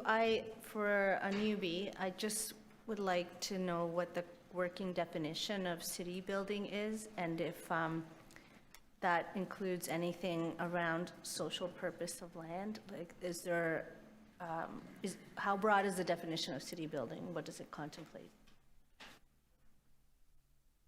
Thank you. Through you, Mr. Chair, Councillor, the definition I think is pretty broad, but includes those identified priorities set by council. So we would define it as programmatic needs from our divisions. We would also define it as policy-related objectives that council has determined, such as affordable housing, climate-positive objectives, economic development objectives, and then anything actually very specifically that council directs. Only in the case where we have determined, and again, only by council direction, where there is the greatest benefit of the utilization of the land is actually to monetize it and then to provide those funds into the land acquisition fund for council's then decision on how it would be disposed of or spent, would we be proposing a pure monetization. Thanks. And does monetization include the divestment of the total number, like the total square kilometers of land? Through you, Mr. Chair, it would be on a, when you say the total square kilometer, it would be on a site-by-site basis. So in this particular instance, if I can use this as an example, we've identified 8 sites as surplus to the office portfolio as a result of the modernization of our office. And of those 8 sites, each of them has a unique strategy, again, adopted by council. Happy to share that because it was in the last term of council. And this would be the one site that we are looking to monetize. I guess this is not necessarily specific to this one site, but from a broader perspective, I understand that we're unlocking land value, that not all land is equivalent in value. But what I'm interested in knowing in the future is, do we still retain like public ownership, city ownership over an equivalent portfolio of land elsewhere? Because land value is going to continue to accrue and it runs out, and then it, I think, undermines our capacity to build the infrastructure, whether social or physical, that we need. So I'll coming back later with questions, but I think I appreciate the answers now. Yeah, could I just respond to that again through you, Mr. Chair? Councillor, fully appreciate the context of the question, and yes, we in as many cases as we can, we continue to maintain ownership of the land, and in fact, our strategic investment policy is designed to allow us to actually generate some funds so that we can acquire land proactively on behalf of the city for city needs. Thank you, Councillor Bravo. Councillor Cheng? Also newbie question. Can you define, what is the definition of surplus property? Through you, Mr. Chair, to Councillor Cheng. It's when any property that the city has is deemed not for city purpose. So it could be any type of sliver of property or any property that would be deemed not for use for city purposes. So there's a specific process that staff follows before it would get to that point. We would go through a technical review, and that's multiple divisions that are part of that process. So before anything does get surplus, it actually goes through a process such that, councillors are aware of it, city staff are aware of it, divisions are aware of it to ensure that there's no need for that specific property. And how many buildings are surplus right now? Through the chair, I'd have to get back to you on that. I'm just wondering, because land is so precious, and we are, we keep hearing this song that everyone is singing, housing, housing, housing, everything is, about generating housing. Are there opportunities to discuss where surplus properties could be entered into TPAP developments that would create some of the housing that is required and in strategic locations in Toronto, rather than monetizing by letting them go? Is that part of the discussion? Yeah, I'll take that on. Councillor, that's precisely what we are doing with any sites that have been determined to be surplus. So in fact, the Housing Now program is one where we've identified on behalf of the city the sites that are no longer, or can, I wouldn't say necessarily in all cases that they've been surplus. They've actually, many of them are for city uses, but we've determined that this is a higher order use, being affordable housing. And so those are precisely P3 partnerships with the development community, where we've put these projects out to an RFP, and we continue to maintain ownership for 99 years on the we continue to maintain ownership, and we enter into a long-term lease with the developer to provide the affordable housing. The ModernTO sites, one of which we're referencing today, we have done a thorough analysis on each of those sites, and out of those 8 sites, this is the only site that we are actually recommending for pure disposition. And we're happy to walk through, Councillor, in a briefing, all of the visioning and plans for each of those other sites, which includes quite a bit of affordable housing.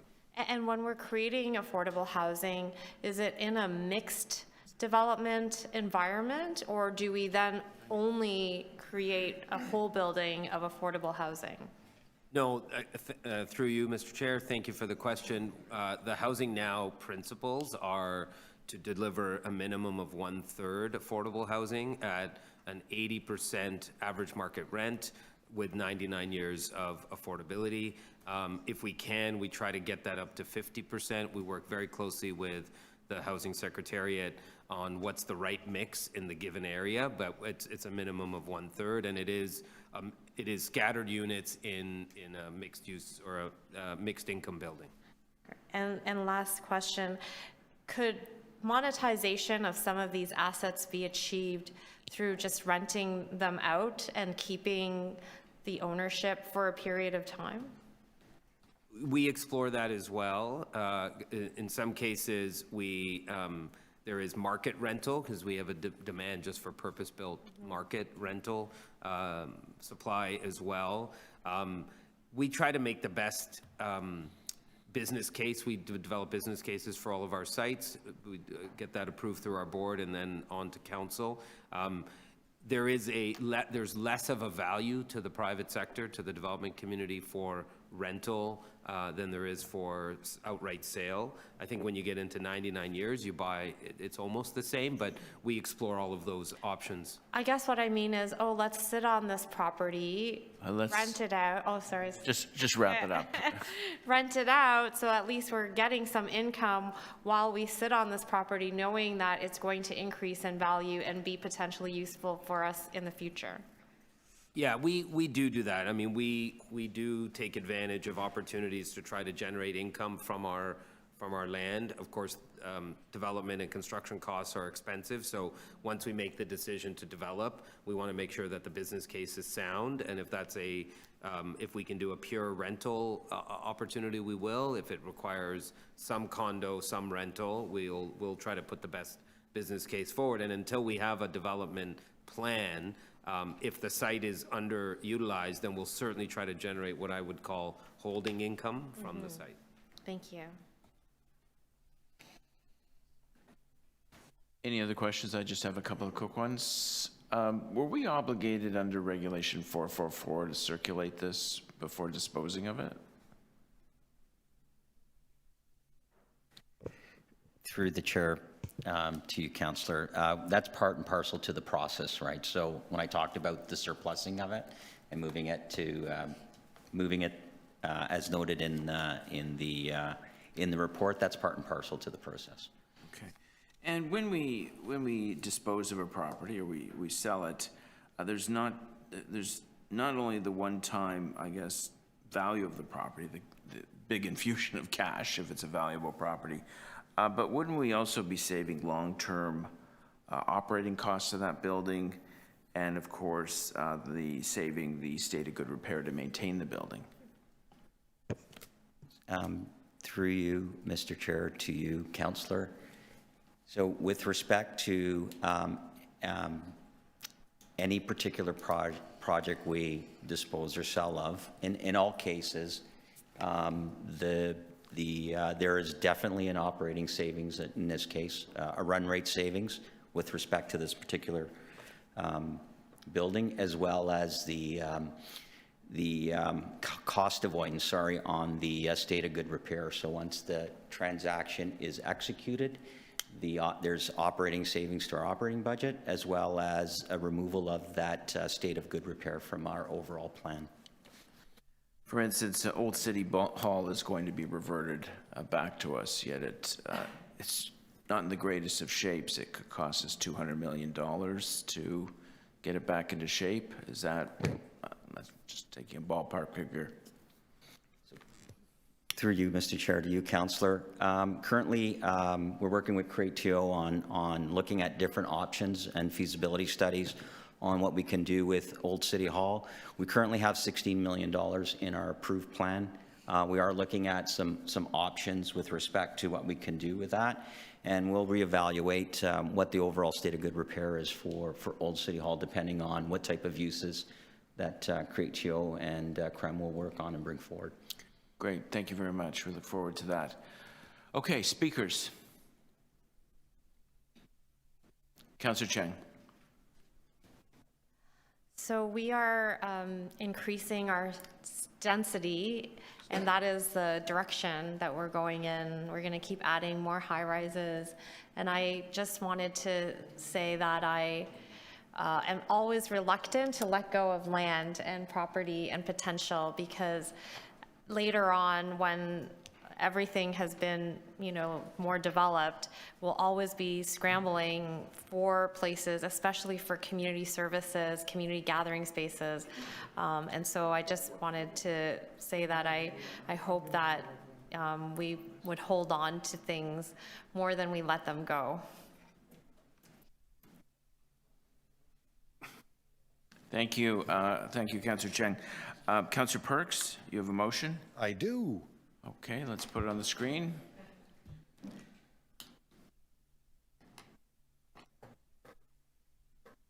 I would like to move that City Council request the Deputy City Manager Corporate Services in consultation with ModernTO to report to the GGC in the second quarter of 2023 on guidelines and principles for achieving city building objectives when properties are transferred to ModernTO or sold to the private sector.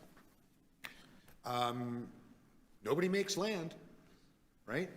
And while we have some objectives, they're a bit fuzzy. There is one of these 8 that, if you asked me what my principles and what I thought city building meant, it wouldn't pass my test, but it has passed yours. And that's fine. We're different human beings. And I think that in order to, make sure we don't wind up in any conflicts down the road, and you've done a ton of work to declare a property surplus and do a deal and all of that, hundreds of hours invested, and then council say, no, that's not what we meant. It would be a benefit to explore this question collectively a little more deeply, and therefore a report is in order. So that's my speech. Thank you, Councillor Perks. I'm just going to move, I'm going to speak for a minute. I'm moving Oh, is there anyone else? I just have to move a technical amendment for release of the confidential attachments. But is there? So I'm just authorizing the release of the confidential attachments from the Chief Executive Officer, TPAP, following the closing of any agreement of purchase and sale transaction at the discretion of the Chief Executive Officer, TPAP. All right, so we... I have a question on your motion.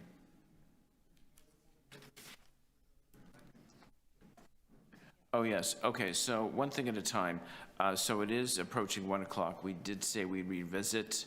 I would move to finish, if that's okay with committee members. And I hope people brought like little snacks that they could sneak into their mouths as we go along. So thank you for the point of order. So we will continue to finish. Councillor Perks, you had a question of the mover? On your motion, yeah, of you, yeah. Okay, sure. I'm just wondering why that last phrase, at the discretion of, I can't remember the, could put it up, yeah? Okay, we can put it up again. I must admit, I'm moving a technical amendment on behalf of staff. I won't mind if staff answer. Why is it at the discretion of the CEO, TPAP? I mean, I would Why aren't only we simply... just authorizing the release? Yeah. Take a crack at it, and if staff want to jump in, I would say that the CEO will know when the deal closes. So I think that's...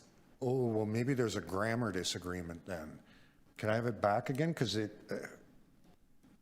Well, if you strike the phrase, at the discretion, it still says get released after the transaction is complete. Yes, it does say the closing of any agreement of purchase and sale transaction. Right, At the so discretion. period. So the question is, where the comma is located, is the discretion of the Chief Executive Officer, the agreement, the closing of the sale, purchase and sale, or is it the discretion of the Chief Executive Officer to release the confidential attachments? Is that your question? Yes, and it would seem to me that you solve the problem if you just put a period at the end of transaction and delete the rest.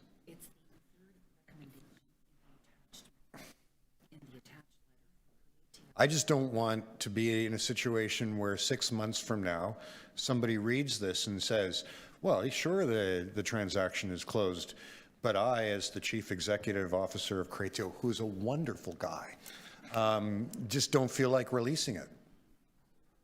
So I think if we just put a period there and strike the rest, then it's clear what it means.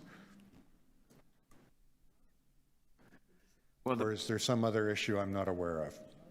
Ellen, what does it say on the criteria? This is the clerk. So this is the third recommendation in the attachment A from TPAP. Yes, I know, and it came from TPAP, and you know, props to them for keeping discretion over decisions but I don't feel like giving them discretion here.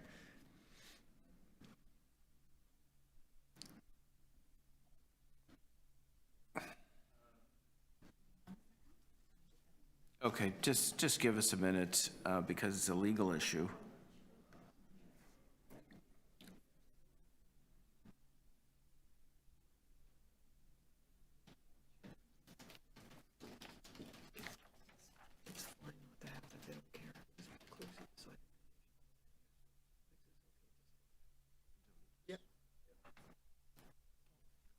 Let's consider that a friendly amendment. We'll delete that last phrase at the discretion. I just checked. Okay.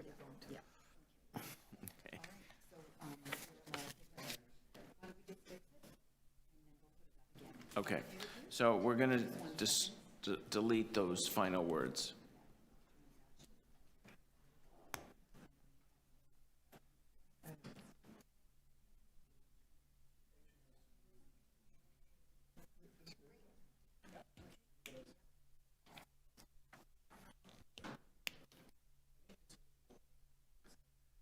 Okay, so here is, we have two motions, right? You have a motion? Did you have a motion? Yeah, so let's put, well, actually, my motion's on the screen. So all those in favor as amended? Opposed? That is carried. Councillor Perks's motion. Put that on the screen.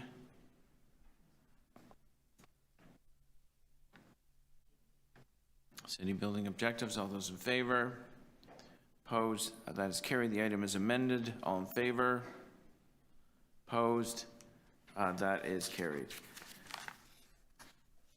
The last item of of the day is number 12, and I believe Vice Chair Holliday has held the item. Questions for staff? Yes, thank you, Chair.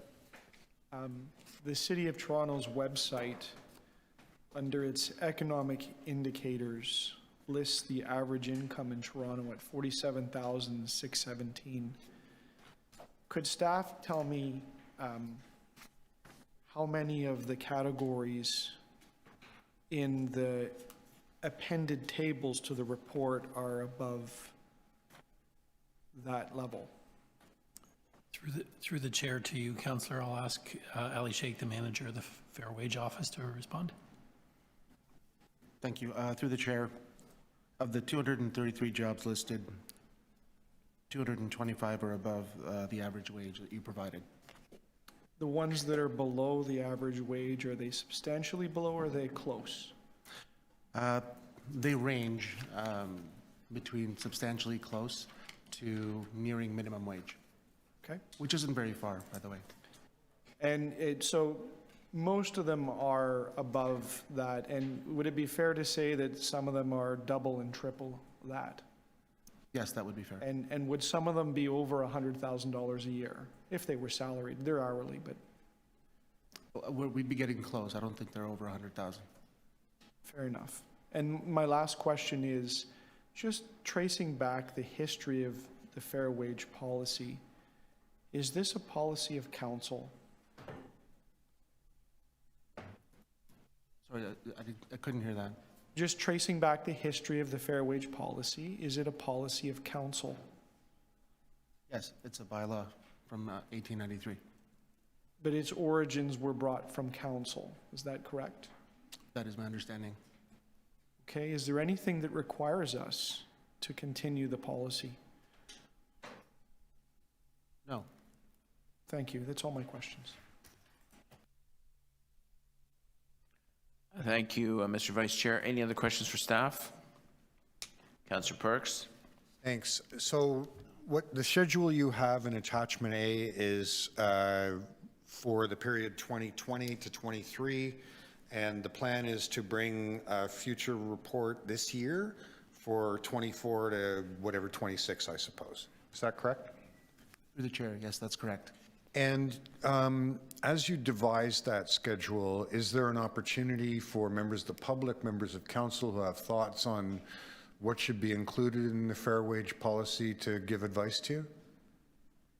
So the fair wage policy provides instruction on how to calculate those wages.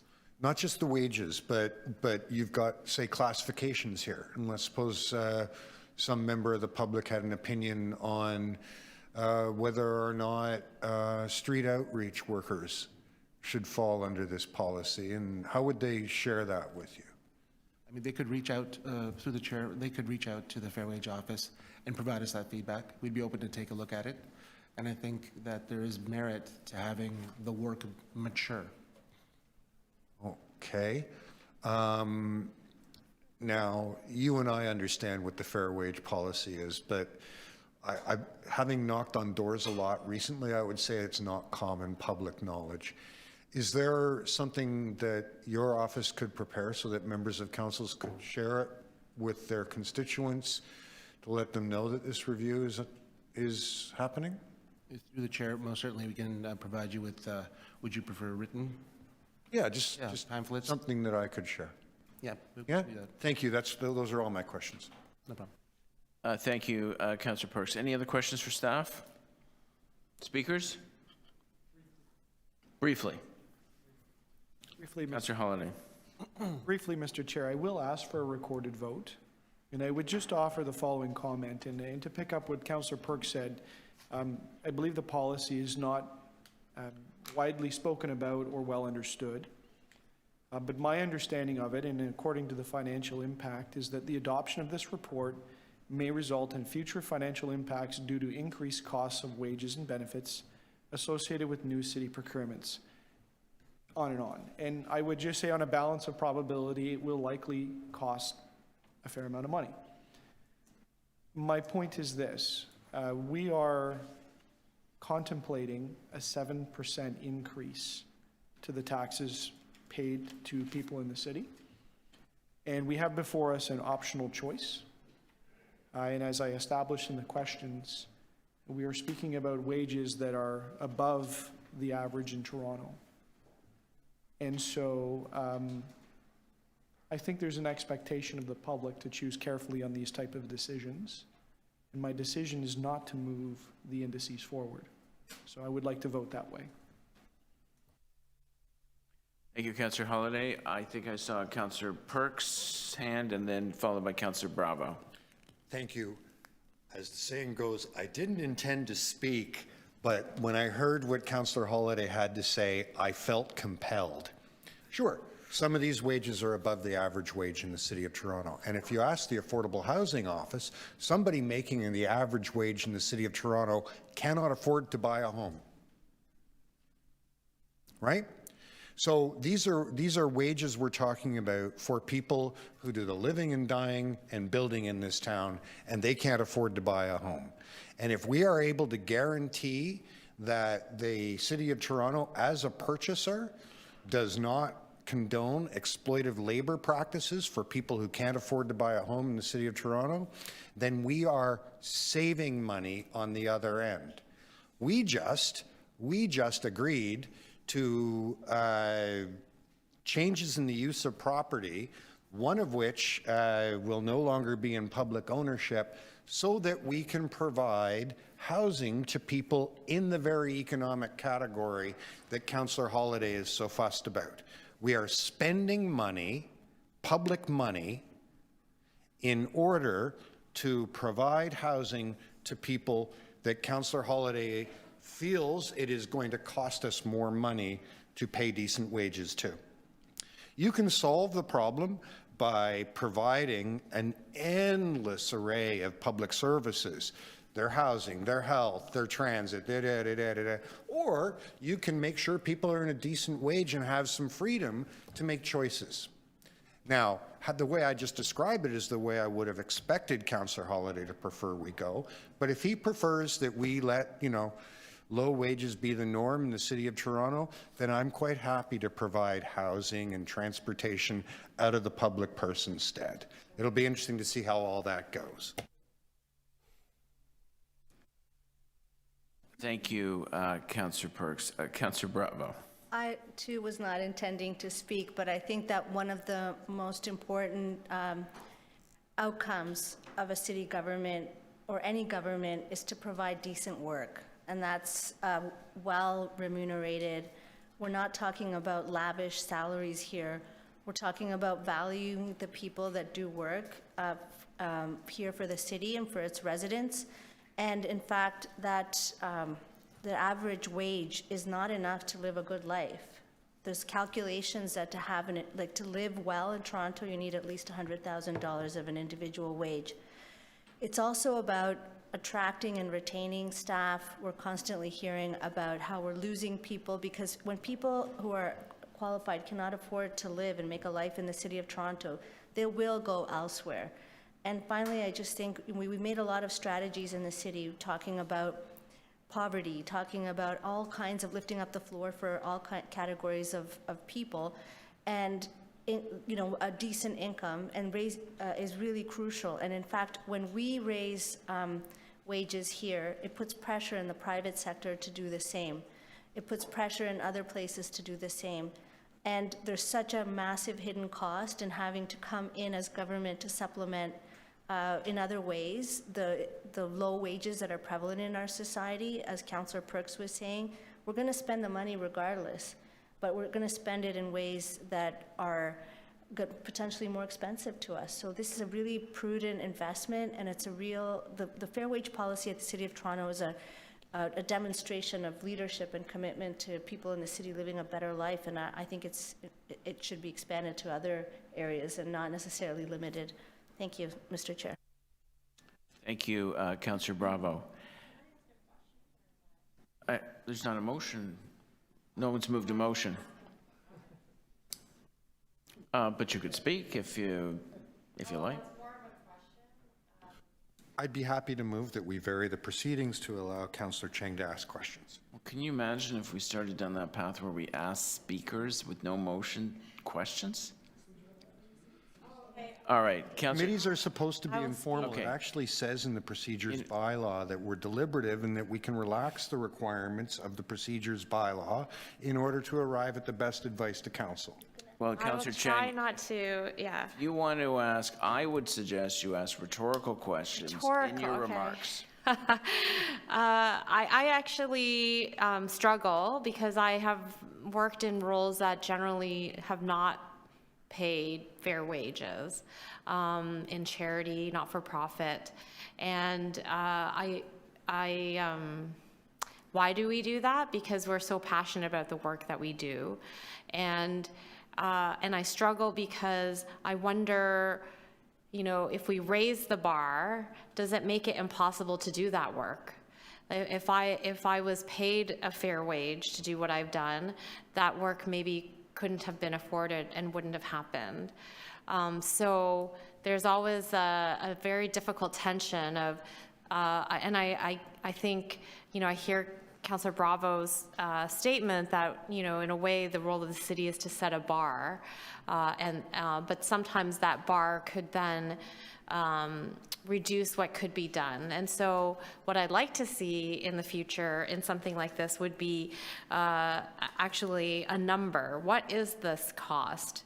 What would that number be for this year's budget? As we're moving things around, and it's always, you know, somebody's going to get something and someone's going to get less of, and vulnerable people are going to get less of all the time. In order to really fairly assess something like this, I think you have to look at the whole pie and see, you know, if we say yes to this cost, what are we saying no to? Because that will always be the tension. So I struggle just because I've lived in a realm that was not covered here. And I just think that it's important that we weigh all of it. It's a difficult tension. So that's all. Thank you. Thank you, Councillor Cheng. I'm the only one left. So I will be supporting the staff recommendations. I think updating the fair wage schedule is crucial. If we do not act, then more and more people, and Councillor Bravo touched on it, more and more young people, our future, will be leaving the city. And they'll be hollowing out the workforce. They won't be renting apartments. They won't be spending their money here. They will go to other urban areas that they can afford.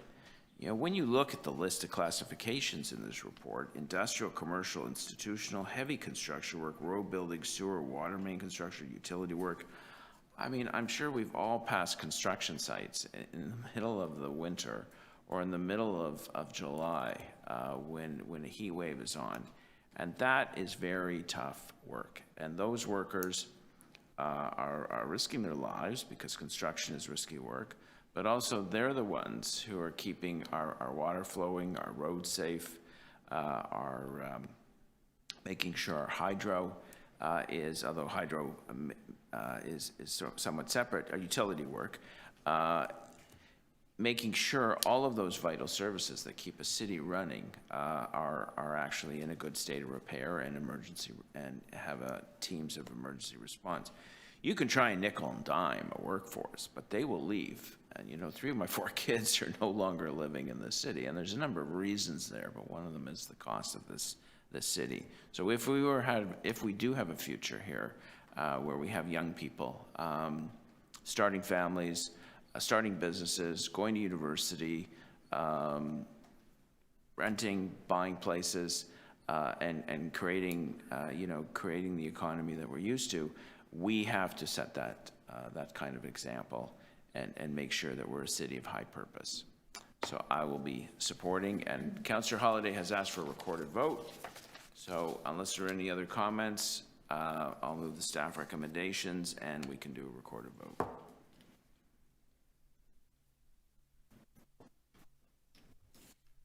On the motion to adopt the item, all those in the affirmative, Councillor Bravo, Councillor Cheng, Councillor Pasternak, and Councillor Perks. No, apparently not. And in opposing, Councillor Holliday.